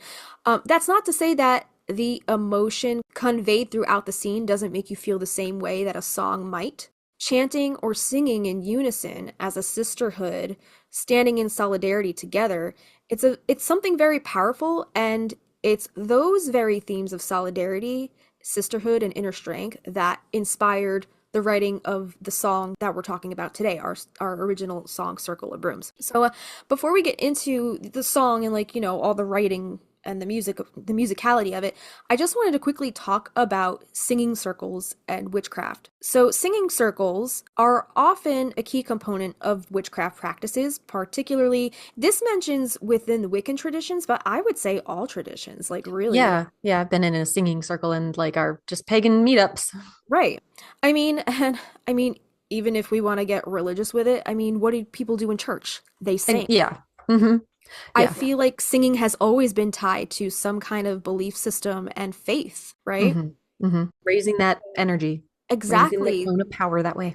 You're raising your energy. You're coming together as a coven or covenant or congregation. Fellowship. Yeah. Exactly. There is strength in numbers. And personally, I always felt put off by the whole congregation, and I think that has a lot to do with my witch wound and, all the trauma within the Catholic Church growing up. Mm-hmm. But I do think there is strength in numbers. I do love seeing sisterhood circles, and I've seen people go to witch camps, and I'm like, that looks fucking awesome. I personally have to get over my own shit when it comes to working in groups to try that avenue of my path. Yeah. Yeah. I can totally see how you could be like, I don't want to get sucked into the wrong Right. thing again. Exactly. So I'm very put off by working in groups, but I do like the idea of it. Mm-hmm. Because I do believe there is strength in numbers, and there's only good that can come out of a true sisterhood. Not one of those fake bullshit sisterhoods where you join and like a sorority where you're just Mormon wives under the bus, or more like that culty bullshit. I want nothing to do with that. But sign me up if we're just gonna go dance under a full moon with some flower crowns in our hair and chant and raise the energy. sit on a picnic blanket and drink some wine and have some cheese and just have a bonfire and dance and laugh and sing. Exactly. That's my thing. I could so get down with that. So yeah, I do love the idea of these singing circles and raising that energy. Singing circles, they're used as a way to connect with the divine, to focus energy, to build community by chanting or singing, and sometimes even drumming together within a sacred circle, creating a powerful and unified space for ritual and spiritual practice. So this article I found on mdpi.com, and this article is titled Musicking and Soundscapes Amongst Magical Religious Witches, Community and Ritual Practices. I'm only going to read a small bit from it because it's super long and in-depth. But if you really want to go down the rabbit hole as far as how music and singing can be incorporated into ritual and how it has been throughout history, check out this article. We will link this in our show notes. So this says, sound is a vital part of religious traditions. Music and singing are embodied like dance. They are experienced as powerful forces that bring people together and offer connections to divinity. Ritual soundscapes are full of chanting and calling, often accompanied by percussion, instruments, drums, rattles, bull roarers. I don't know what that is. Have you ever? I have no idea. All these things are used to draw energy and instigate trance states. Witchcraft practitioners urge researchers to listen to nature, the elements, and their bodies, and to hear voices from spirit worlds. In Bato Frolick's account of invoking the god and goddess during her Wiccan initiation, she reports a heightened rush of energy as the chanting creates swirling circles of sounds, she says, around me, and I focus my will and energy. Listening is a whole body matter. So in this article, the author says, I read back through these earlier studies to listen more carefully to make connections between literature on sound, music, and modern witchcraft, and reflect on my own fieldwork carried out in the early 2000s. While my anthropological focus is how histories are navigated, I have found that sound plays a valuable role in history making at workshops, rituals, and community gatherings. Amongst witches and pagans, spirit worlds are partly apprehended through soundscapes. Sacred circles are often opened with rhythmic voices, humming and chanting, or percussion. Drumming or whirring bull roarers, I'm going to have to look up what that is, are used to focus attention at rituals and pathworkings. They are considered to act as a sonic vibration or sonic vibrations that bridge human and other than human worlds. The use of percussion and voice to generate trance states is an obvious example, but ambient sounds in the broader landscape can include trees, birdsong, water, and other more elemental sounds. And it says the next section explores the use of musicking to generate authority and community before turning to more expanded sounds. So, I didn't go into that whole other section because it's just like a wealth of like knowledge and it's very in depth. Okay. It says witches and pagans often borrow traditional tunes and songs to celebrate seasonal festivals such as the Cornish May Day festival in Padstow, or to bring the harvest with John Barleycorn. Empirically, they can be seldom traced further back to the late Victorian period, but are welcomed as ways of connecting to the past, whether literal or imagined, and shape ideas about history and ancestry that are not mapped in the documentary report. So it says a wide body of literature sets out the importance of memory in collective histories and explores the embodied ways that the past is remembered and recreated through events and can include singing and musicality.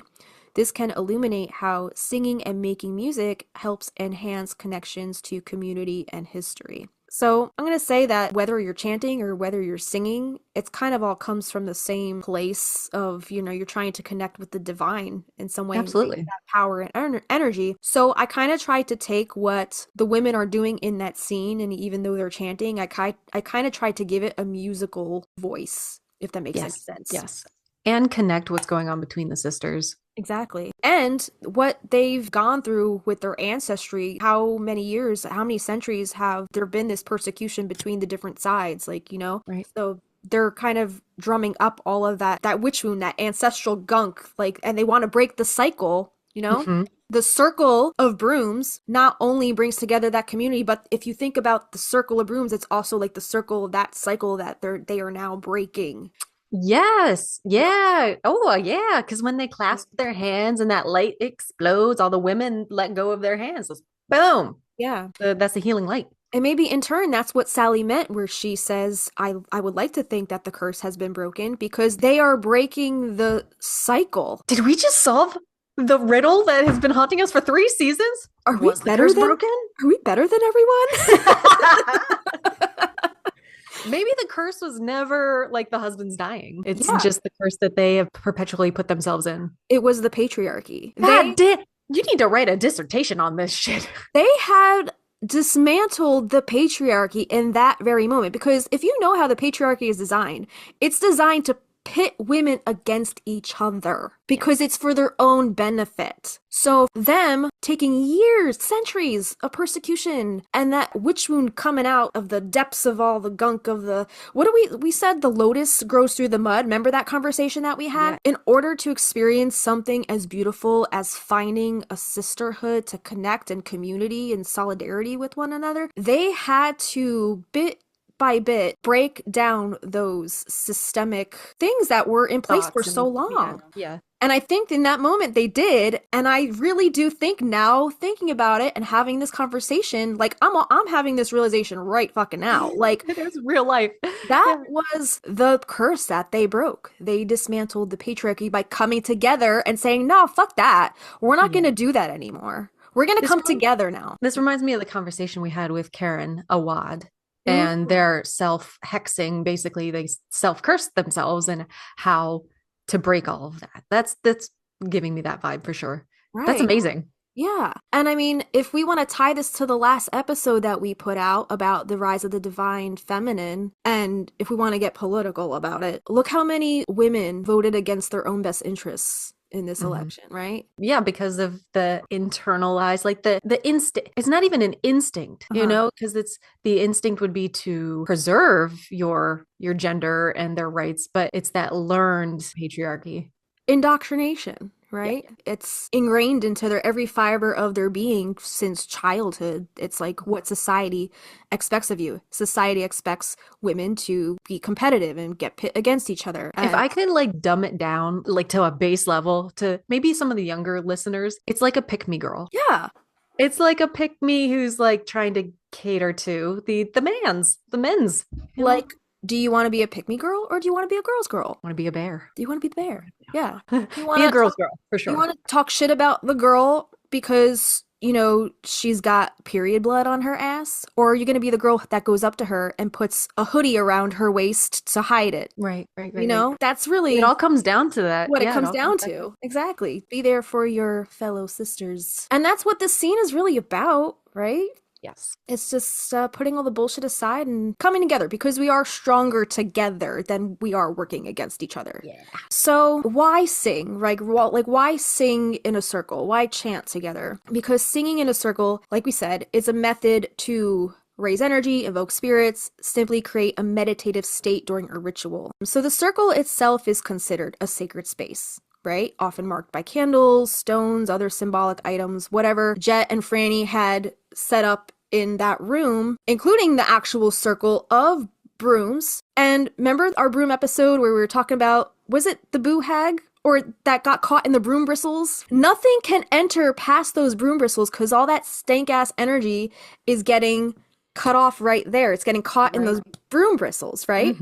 So Gillian is in the center. The circle of brooms is surrounding her. And Jimmy, who is, you know, his spirit is in Gillian, can't go past that threshold of the broom because the broom bristles are catching his energy. So I guess symbolically, that's what the brooms are. Typically when we think of a sacred circle or a protective circle, we are putting ourselves into that circle to protect ourselves. But what if the thing is you have to contain the thing, and that they flipped it and reversed it? Uno reverse card, right? I just think it's interesting how, like, in most witch movies, they usually just go with, like, a circle of salts. Like, why brooms?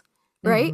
So I just thought that was interesting, that whole symbology, I guess, because, you know, it's a movie about witches, so they have to find some way to tie in the broomstick or whatever. Yes. But I really do think maybe it's because Good choice. the folklore of the broom bristles and catching that negative energy, so Jimmy can't go past that.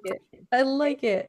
So talking about chants and songs. So specific chants and songs are often used, many of which are ancient or tied to particular deities or aspects of nature. I don't know if the Dite Perdante, if that was written for the movie specifically, because that does mean something in Latin, right? It does. I think it was written for the movie specifically. Yeah. Right. Who knows what deity, if they were, you know, trying to connect it to any deity, if that, I'm not sure. I don't know if you can make any connections. What does it translate into? Like Something about the man, right? yeah, something about the man. Something about I don't know. Just pull that out. But I think they wanted to keep it simple. I don't think they wanted it to be like their musical number was definitely the lime and the coconut, right? And this was a heavy moment that needed like more of a tribal, more of a they almost were lost in this headspace, right? They were almost taken maybe a little bit by Jimmy's spirit until Sally is like, stop, you're hurting her. And that makes me think, like, how did he take Franny's knowledge to use this specific chant and then use it against Gillian, you know, in this context? Interesting to think about. Yeah. So I looked it up. It says, gods will destroy you. Dite perdante te maldico. Gods will destroy the malicious. So Love it. So that's their chant, that's them, they're raising their energy. As far as intention goes, the lyrics and the melody, if a song, are chosen to focus the group's intention on the ritual's purpose. And again, they don't sing anything in that scene in the movie. I kind of like took that scene and tried to give it my own musical voice. So I kind of wanted to choose something a little somber, but then ultimately turns more uplifting as far as the melody goes. So how are singing circles used in witchcraft? In a few different ways. So first of all, they can be used to open and close ritual. Many witchcraft practices begin and end a ritual with a singing circle to establish the sacred space and close the energy. Also, it can be used as an invocation and an honoring. Chants can be used to call upon deities, ancestors, or spirits. It can be used to connect with the elements. Singing about the elements, earth, air, fire, water, can be used to align with the natural world.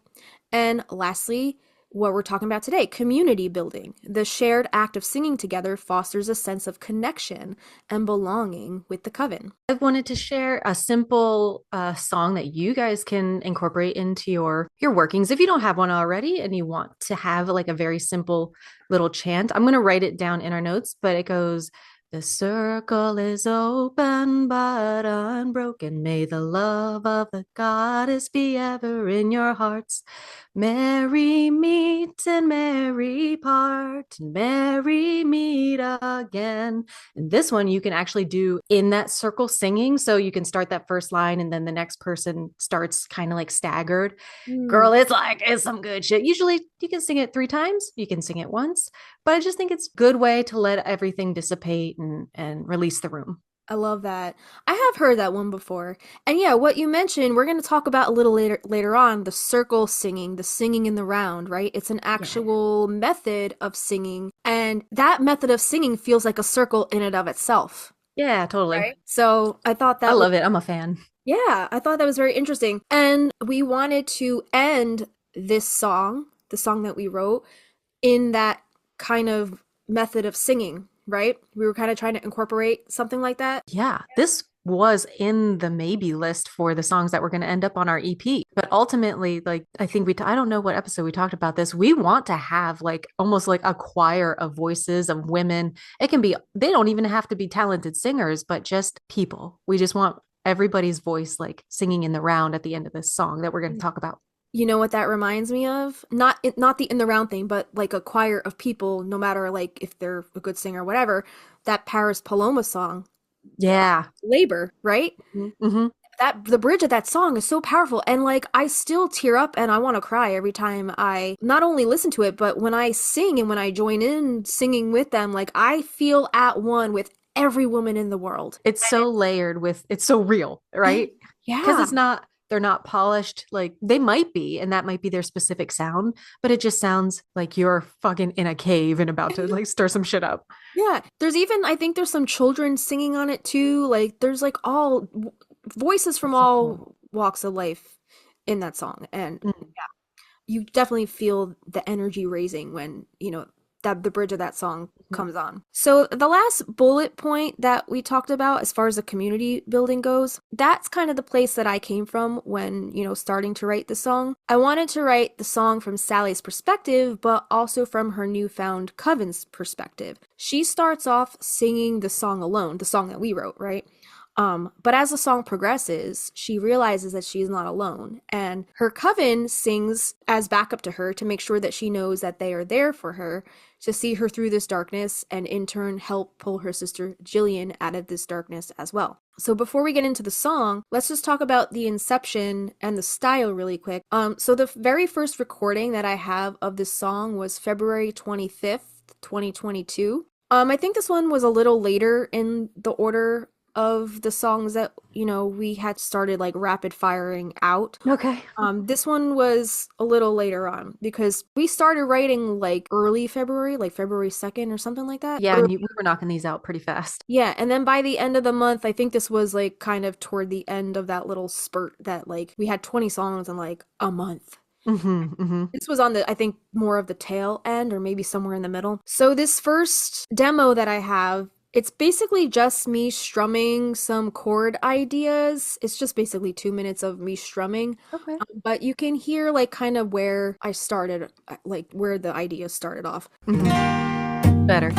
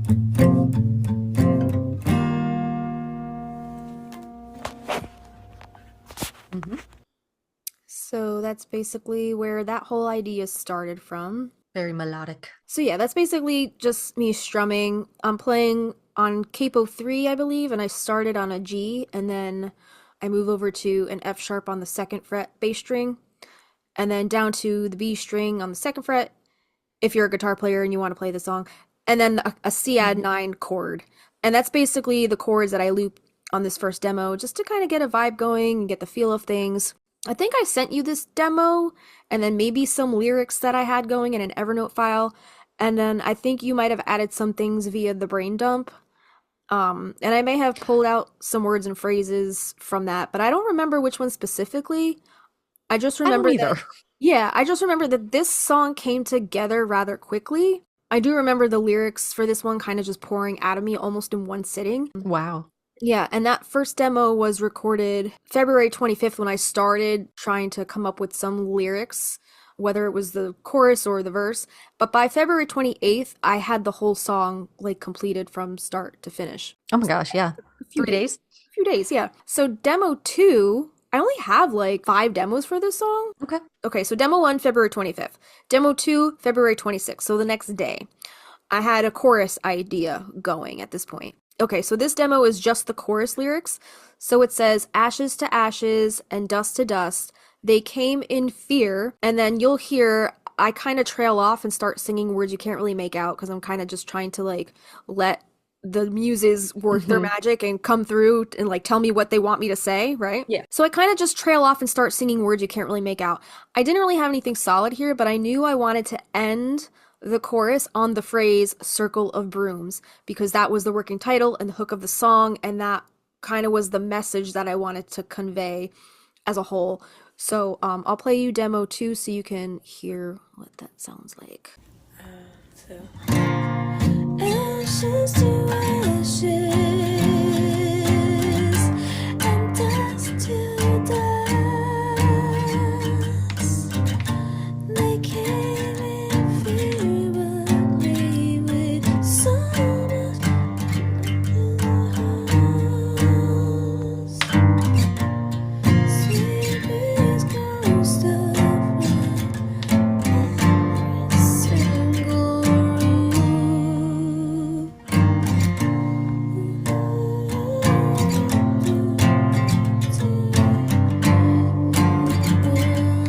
Circle of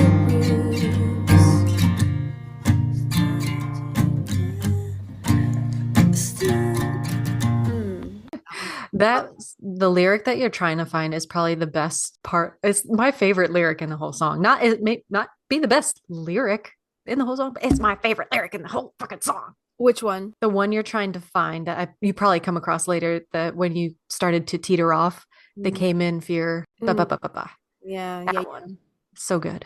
Yeah. So I didn't really have anything solid there at the end of that. I just was kind of trying to find the words and let the words find me. Mm-hmm. That kind of just how songwriting goes. It's the most mystical, magical, weird mystery Yeah.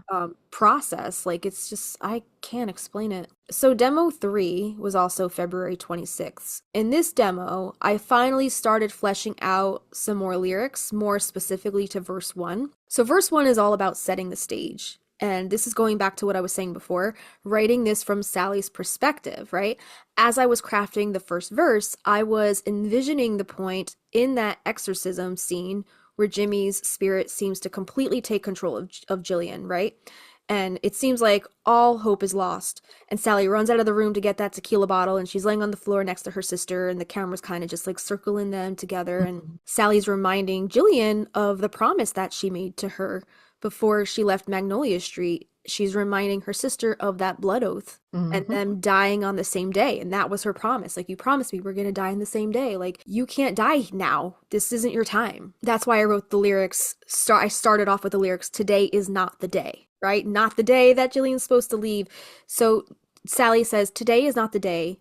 We are bound in blood to leave this place together, right? Because that was their blood oath. She says, that promise will remain because tonight we gather and stand in our power. And now she's talking more about the coven now, right? Broom to broom, putting centuries of persecution to rest, to be as one inside this room. His presence is strong, but we're stronger in numbers. Oh, it's so fitting. So the lyrics in this demo are pretty much the same as what I just read to you, but some of the vocal inflections are on the wrong syllable, right? Of what it ultimately ended up being. So in this demo, I'm still kind of feeling out syllable placement toward the end of the demo. But I was pretty happy where this one was going, which I'll play for you in a second. Oh yeah, let me play that one for you now. Today is not the day we're bound in blood to leave this place together. The promise will remain because tonight we gather and stand in a power broom to broom, putting centuries of persecution to rest, to be and set to be as one inside this room. His presence is strong, but we're stronger in numbers. Something like that. Yeah, so that was me kind of like figuring out that first verse. So the beginning of that verse, Sally is very much trying to call her sister back to her, and toward the end of that verse, and moving more into the first pre-chorus, she is calling on the strength and protection of her coven when she says, because tonight we gather and stand in our power broom to broom. She's also acknowledging the struggle of her ancestor Maria and even the ancestors of all of these women standing before her, who may have been the ones who actually persecuted Maria on behalf of the patriarchy back in the day, right? But Sally and even those women acknowledge that they have to put those centuries of persecution to rest, which is the lyric there, putting centuries of persecution to rest to be as one inside this room. So they need to do that in order to move forward more collectively, because they are realizing that they are way more powerful when they're working together than they are working against each other, which is what the patriarchy wants, right? The patriarchy wants to pin women against each other, divide and conquer. Divided, women are less likely to organize collectively and to challenge systemic inequality. So why does this benefit the patriarchy? By pitting women against each other, patriarchal systems ensure that women are divided, distracted, and discouraged from challenging the status quo. This division consolidates power, upholds male dominance, and perpetuates inequalities across all areas of life, from politics to the workplace to cultural narratives. Recognizing and resisting these dynamics is crucial for dismantling the patriarchy and fostering genuine solidarity. That's what it is, man. Like, recognizing that they're pitting us against each other for their own benefit. And we need to wake up, say, no more of that. We're going to come together now because our power, that's what you're afraid of. That's what they're afraid of, right? We are the, what do they say? We are the granddaughters of the witches you couldn't burn, right? You gotta wake up and put on a little makeup. Grab a brush, put on makeup.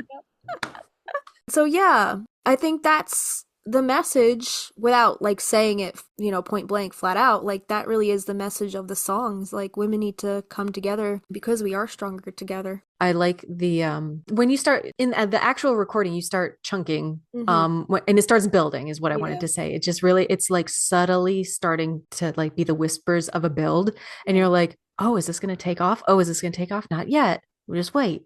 Just wait. And I think right now we're like, okay, we're silently getting ready to take off a little bit. Yeah. I did want to start the song more sullen, but I wanted the choruses to kind of open up and be more, I don't know if you want to call it an anthem, but more a song of solidarity. Like, women can sing this song together and feel connected. Yeah. It was my goal, It is, because your words are a lot more broad and open, and it's almost more vulnerable. Yeah. Yeah. Yeah. My next demo is the fourth demo, February 26, 2022. So within the same day as the last two demos that I showed you. This next demo is pretty much everything leading up to the bridge. And this includes the first verse, which we already reviewed in the last demo. And we also listened to the demo of the first sketch of the chorus idea before, but it was really mostly me humming and trying to figure out where things were going to go. But I'll go more into the lyrical ideas of the choruses here, since in this demo, those lyrics are now more fleshed out. So the chorus lyrics, I'll let you listen to it first and then we'll discuss. Today is not the day. We're bound in blood to leave this place together. That promise will remain, because tonight we gather and stand in our power, broom to broom, putting centuries of persecution to rest, to be as one inside this room. His presence is strong, but we're stronger in numbers. There we go. Ashes to ashes, and dust to dust. They came in fear tonight, but leave with so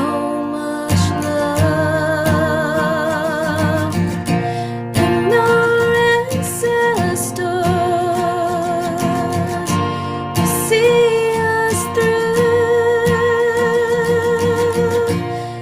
as we join together in our circle of brews.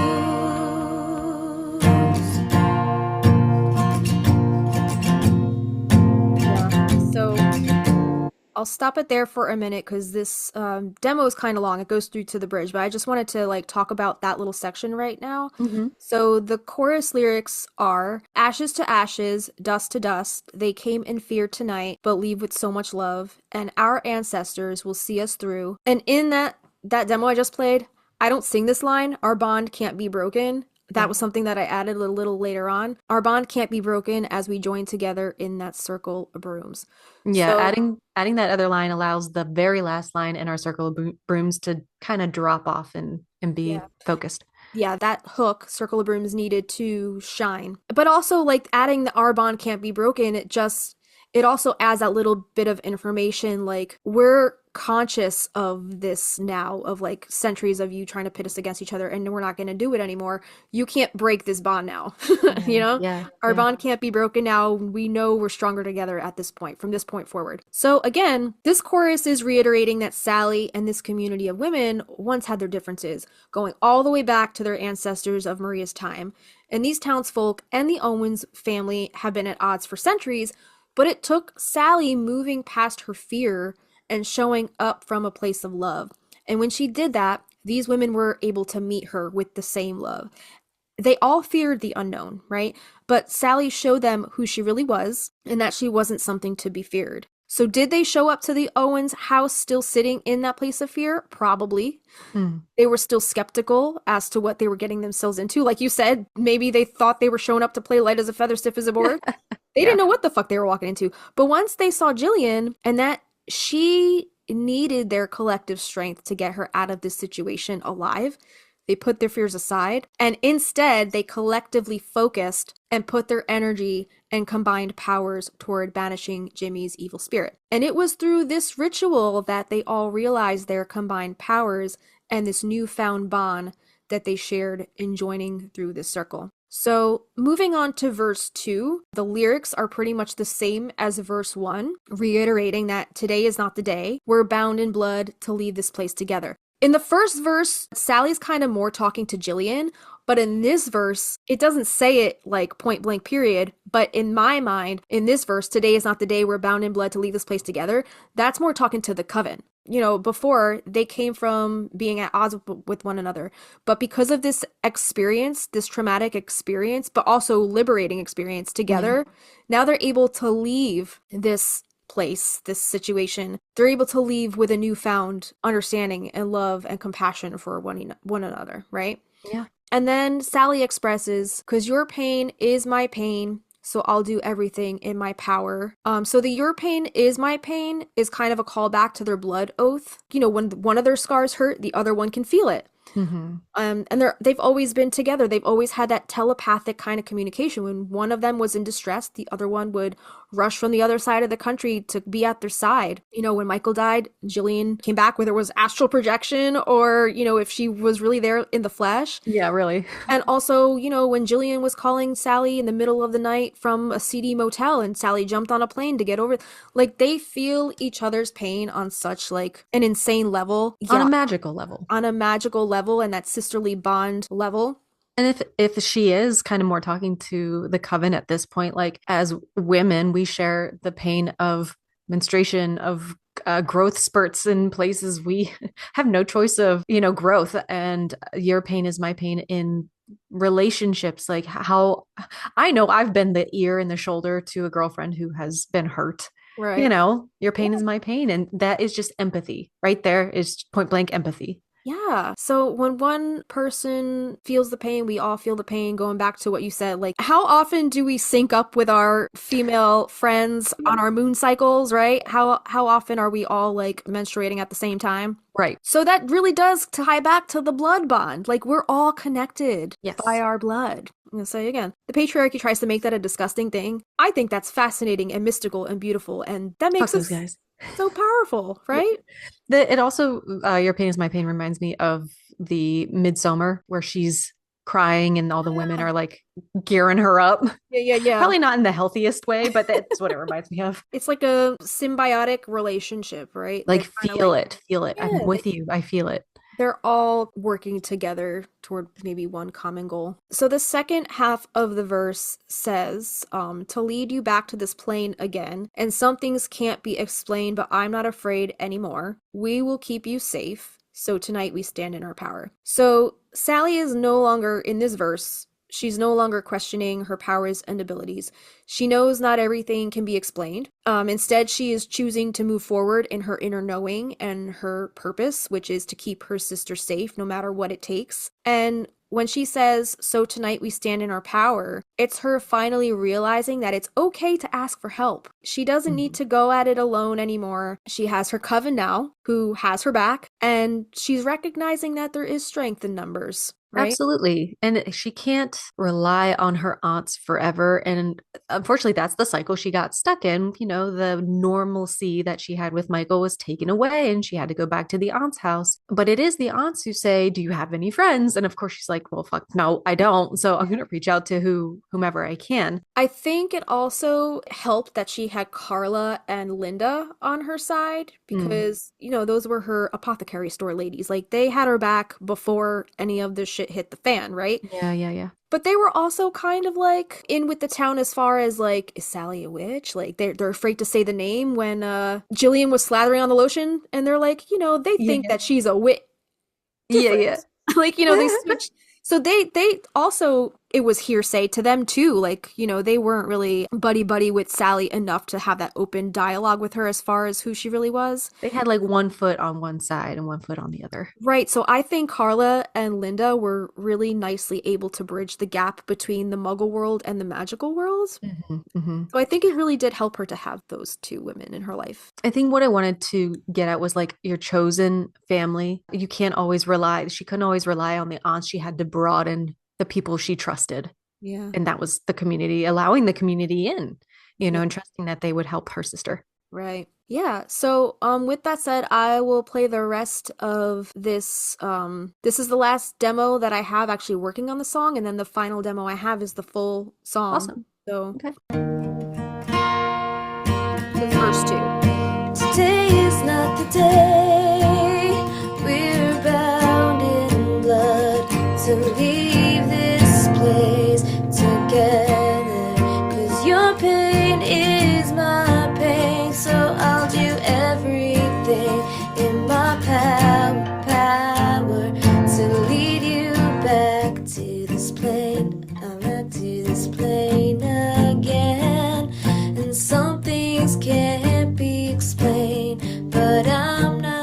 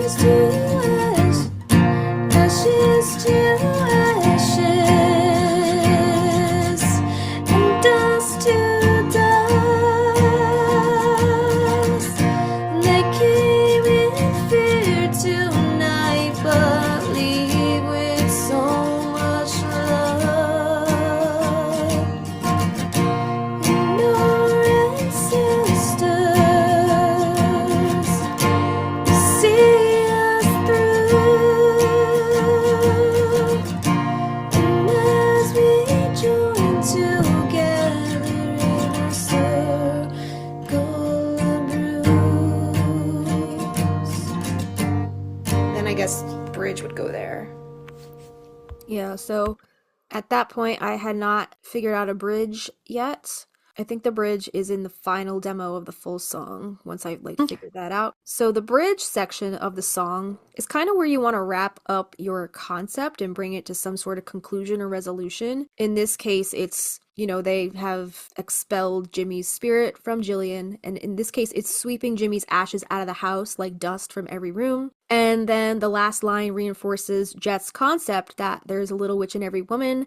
And I added a little bit about the witch in every woman needing her broom, because obviously Circle of Brooms is the name of the song. And then that just kind of leads into an instrumental break before the last couple of choruses, which are the same as the other choruses, but we'll talk about the last couple choruses because we wanted to do something a little special there. So the bridge lyrics are, sweep his spirit away like dust from every room. That little witch in every woman needs her broom. So before we play the final, I guess, where the song ended up, the most current version of the song, which was February 28th, 2022, is when I recorded the full, song from beginning to end. Yeah. Again, it's not a perfect, it's still just a demo, but it's the only thing I have as complete of the song as possible at this point. Let's talk about the last couple choruses because they are the same as the previous choruses in the song. So we wanted to do something called a vocal chain, which we briefly mentioned before. When you and I were writing this, I think we both agreed that this song kind of gave us the vibe of that song from Rent called Will I? Oh my God, Right? that's such a good song. Yes. Yep. Yeah. And I forget. Will I lose my dignity? Yeah. Will I be there? Will I wait tomorrow from this nightmare? Lose my Do you know that the guy? Have you ever seen Newsies? It's another musical. No. Okay, Aaron Lohr is that. Fuck it. I think he's singing in that song, and I was Okay. that's why I loved it as All well. right. Yeah, they do that kind of singing in the round style that we were kind of trying to go for that vibe toward the end of the song because I am visually when we actually record this song in a studio for real, whenever that is, I am envisioning maybe not a choir, but different women from different walks of life putting their voice out there and having all those voices come together in solidarity. And I think that would just be such a beautiful thing and a beautiful way to put this song out into the world is to have those women on the track. It also gives the feel of in the film when the camera is within the circle and it's just rotating past all the faces over and over and over. That's what it's giving me. It's stirring it up. And I love the idea. I'm glad we hung on to this one for another time instead of the EP. Right. Yeah, we were pretty close to starting the pre-production for this one. And then at the last minute, we're like, no, we want to give this the proper amount of focus and attention that it needs. It shouldn't just be a track 5 on an EP. This one needs to be special. So that's why we held off on it thus far. Even in the song from Rent, that scene when they're sitting in the AA meet, or it was some kind of meeting. It's like an AIDS support group. Yes, yes. And that scene, they're sitting in folding chairs in a circle and the camera is swooping around them too. That's right. And you get that kind of singing in the round, community, all of their voices coming together in solidarity kind of moment. And that's kind of the feel that I think we both see for this song, right? Totally. So the singing in the round style, for anybody who wants to know a little bit more about it, it refers to a style of singing where multiple voices perform the same melody but start at different times. And it creates this layered harmonious sound by overlapping parts of the song as each voice begins at a slightly later point. Essentially, everyone is singing the same tune, but staggered in their entry points, creating a continuous cyclical effect. Often used in children's songs, if you've ever heard people sing, row, row, row, your boat. Row, your boat. Yeah. Yeah. And then the next person starts shortly after the first person says, row, row, row your boat. And then it kind of creates this weird chaos, but it sounds good. And it does. Uh-huh. Right? And it's just so cool how able to do that. So that's definitely an element to the end of this song that I think will be really cool in production. Like, if done correctly, I think it would be so freaking cool. Yeah. So some key points about singing in the round. So it's a musical form where multiple singers sing the same melody but start at different times, creating almost like a woven harmony. Perfect word. Yeah. Right? Like the harmonies just kind of layer and like wave in between each other. And it does sound like chaos, but it also sounds cool. Have you ever heard of a goat rodeo? That does sound familiar. There's a band, a group Yo-Yo Ma put together of like the four, what he felt like were the four best musicians at their instrument. And so he's cello. I think they have a fiddle player, mandolin player from Nickel Creek, and somebody else. But they're called Goat Rodeo Sessions. Okay. And it's something that shouldn't work, but done precisely and correctly, it just works. Okay. And that's what it reminds me of. I have to check that out. Goat Rodeo. I think you'd love the music. All right, I'll check it out. It's on Spotify. Yes, ma'am. Yeah, I'm gonna go listen to it, and then a year from now, I'm gonna wonder why it's on my Spotify Wrapped. Along with what's that Number other one played song. What's that other guy's name that I mentioned before? I was like, who's that? I don't know. Yeah. Okay, so we wanted to create this singing in the round styled layer of harmonies on the chorus lyrics, like the ashes to ashes, and then the other person was our ashes to, and then it would like go on, and then I guess that last line, circle of brooms, everybody would join up with that At the same time. at the sing that part in unison. So I'm wondering if I can create kind of like a sample of that and like in editing and pop it in post just to show people what the fuck we're talking about. I tried. I think when I was trying to sounds convince you confusing. to do this song for our EP, I was like, maybe if I layer it and I show her, I don't think I ever finish it. But in the car, I do try to sing it, but I don't think my brain can like differentiate, and with two people, it's not the same as if maybe it was with more. Right. But yeah, you should layer it and see how it sounds. Trying to explain it is a little confusing. Like to somebody who doesn't have a musical ear might be like, what the fuck are they talking about? Yeah. But yeah, this was one of our contenders for our Plaid Dog project, and it was very close to becoming our 5th track. But again, the thing that held us back from producing this one was, I think, the budget, right? And what we wanted to do with this song. And I didn't think that we would have had the time and money allotted with our campaign budget to turn this song into exactly what we wanted. At one point, we were like, can you ask your mom to come? Can you ask? I wonder who is in the area that would be willing to show up to Plaid Dog and be our voices on this thing. Right. We're like, it's too close to when we need some answers, so we couldn't do it. Yeah, I think this one is going to take a little time, but I think that once we are finally able to pull this off, it's all going to come down to the divine timing, I think. I think this one needs a lot more intricate planning, and we didn't necessarily have the time for that for our EP with Plaid Dog. Also, I was envisioning the chorus of women singing those last choruses, and I wasn't sure how we are going to make that happen. So until we can flesh the end of this song out a bit better and, kind of know what we want to do, map out exactly how we want that singing in the round style to sound, I think we might just keep this one in our back pocket, right? It just makes production go a lot easier and a lot quicker, a lot more smoothly when you have the Virgo rising brain intact and you have all the little pieces already laid out, your map's already there. Yeah, it makes things a lot easier. Yeah, certain songs are more intricate and need more attention to detail, and I think this is definitely one of those songs.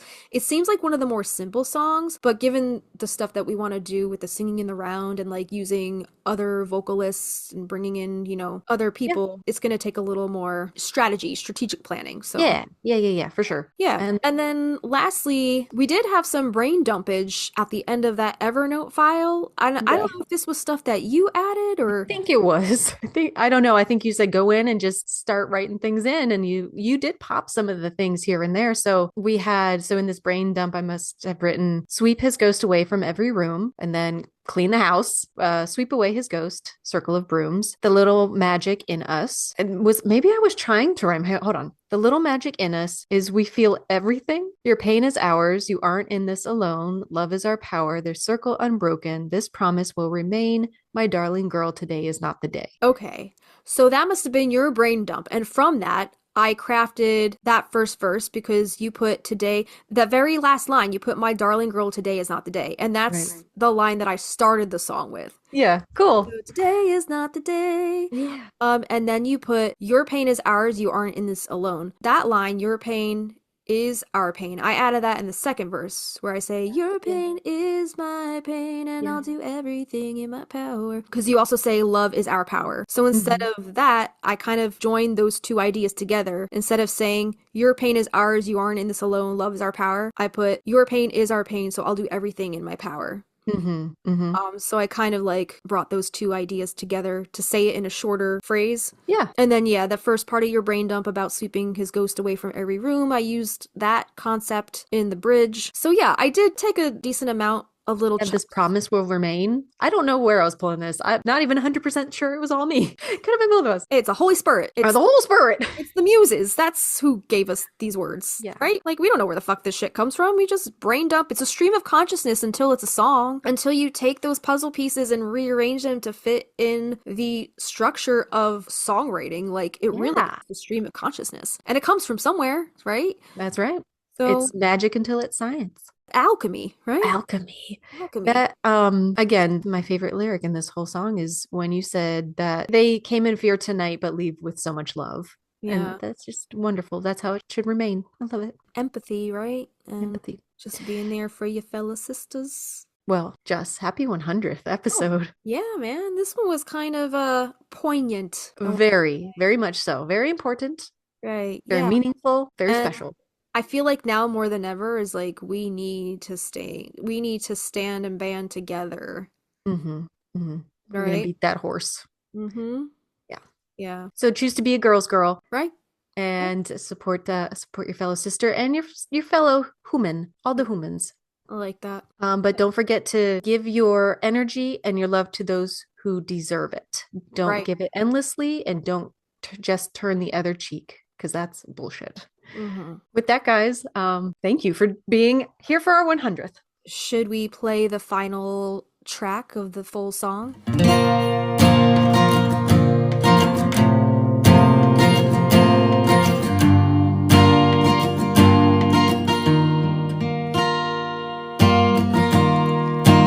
Today is not the day.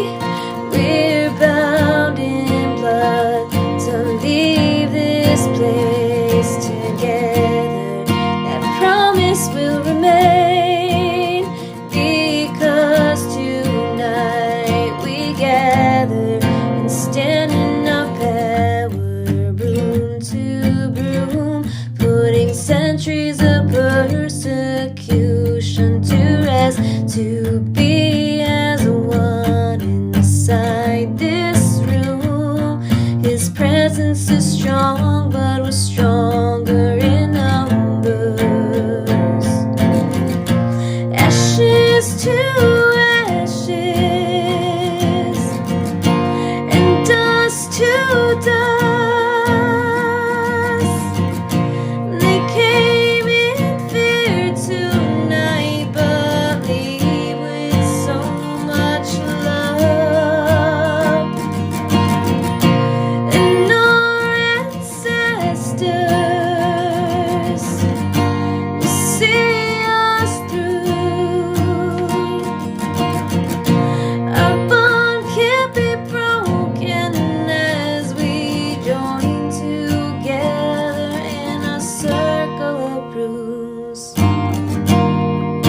Today is not the day.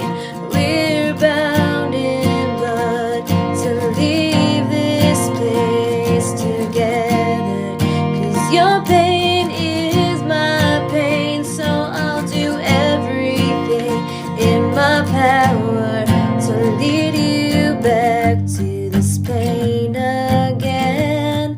And some things can't be explained, but I'm not afraid anymore. We'll keep you safe. So tonight we stand in our power. Ashes to ashes, and dust to dust. They came in fear tonight, but leave with so much love. And our ancestors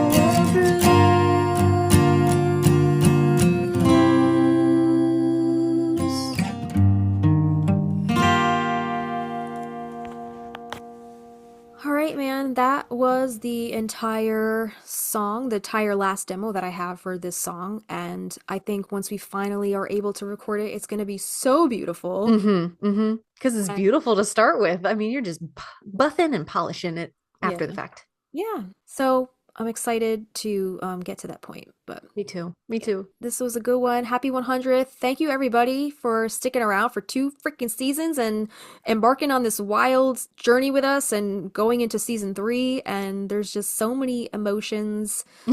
And yeah. I'm The gonna glass case of emotion. get all sappy now. See, you make fun of me for being a Sagittarius, but I am a Cancer moon, so that's where my emotions come from. Oh, that's true.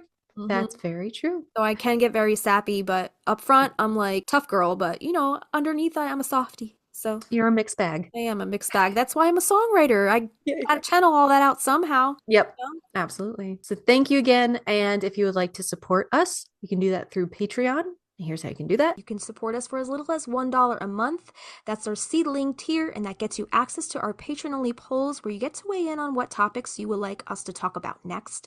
It also gets you our monthly calendar so you can see what topics we have coming up for the month, and it also gets you a welcome shout out on the show. Our $3 Lavender Bud tier gets you our show notes for each episode in an aesthetically pleasing PDF, our after hours posts, if there's any extra tidbits or behind the scenes info pertaining to any of our episodes, we'll post those along with a blog post or extra photos, and access to our specially curated Spotify playlists. We have created playlists for our WMSR episodes as well as Production Dream playlists for each Song-i-SODE, and more. Our $5 Lilac tier gets you access to our private Facebook community where we host a monthly live stream. Plus, you'll get access to our Discord server where we host our monthly watch parties.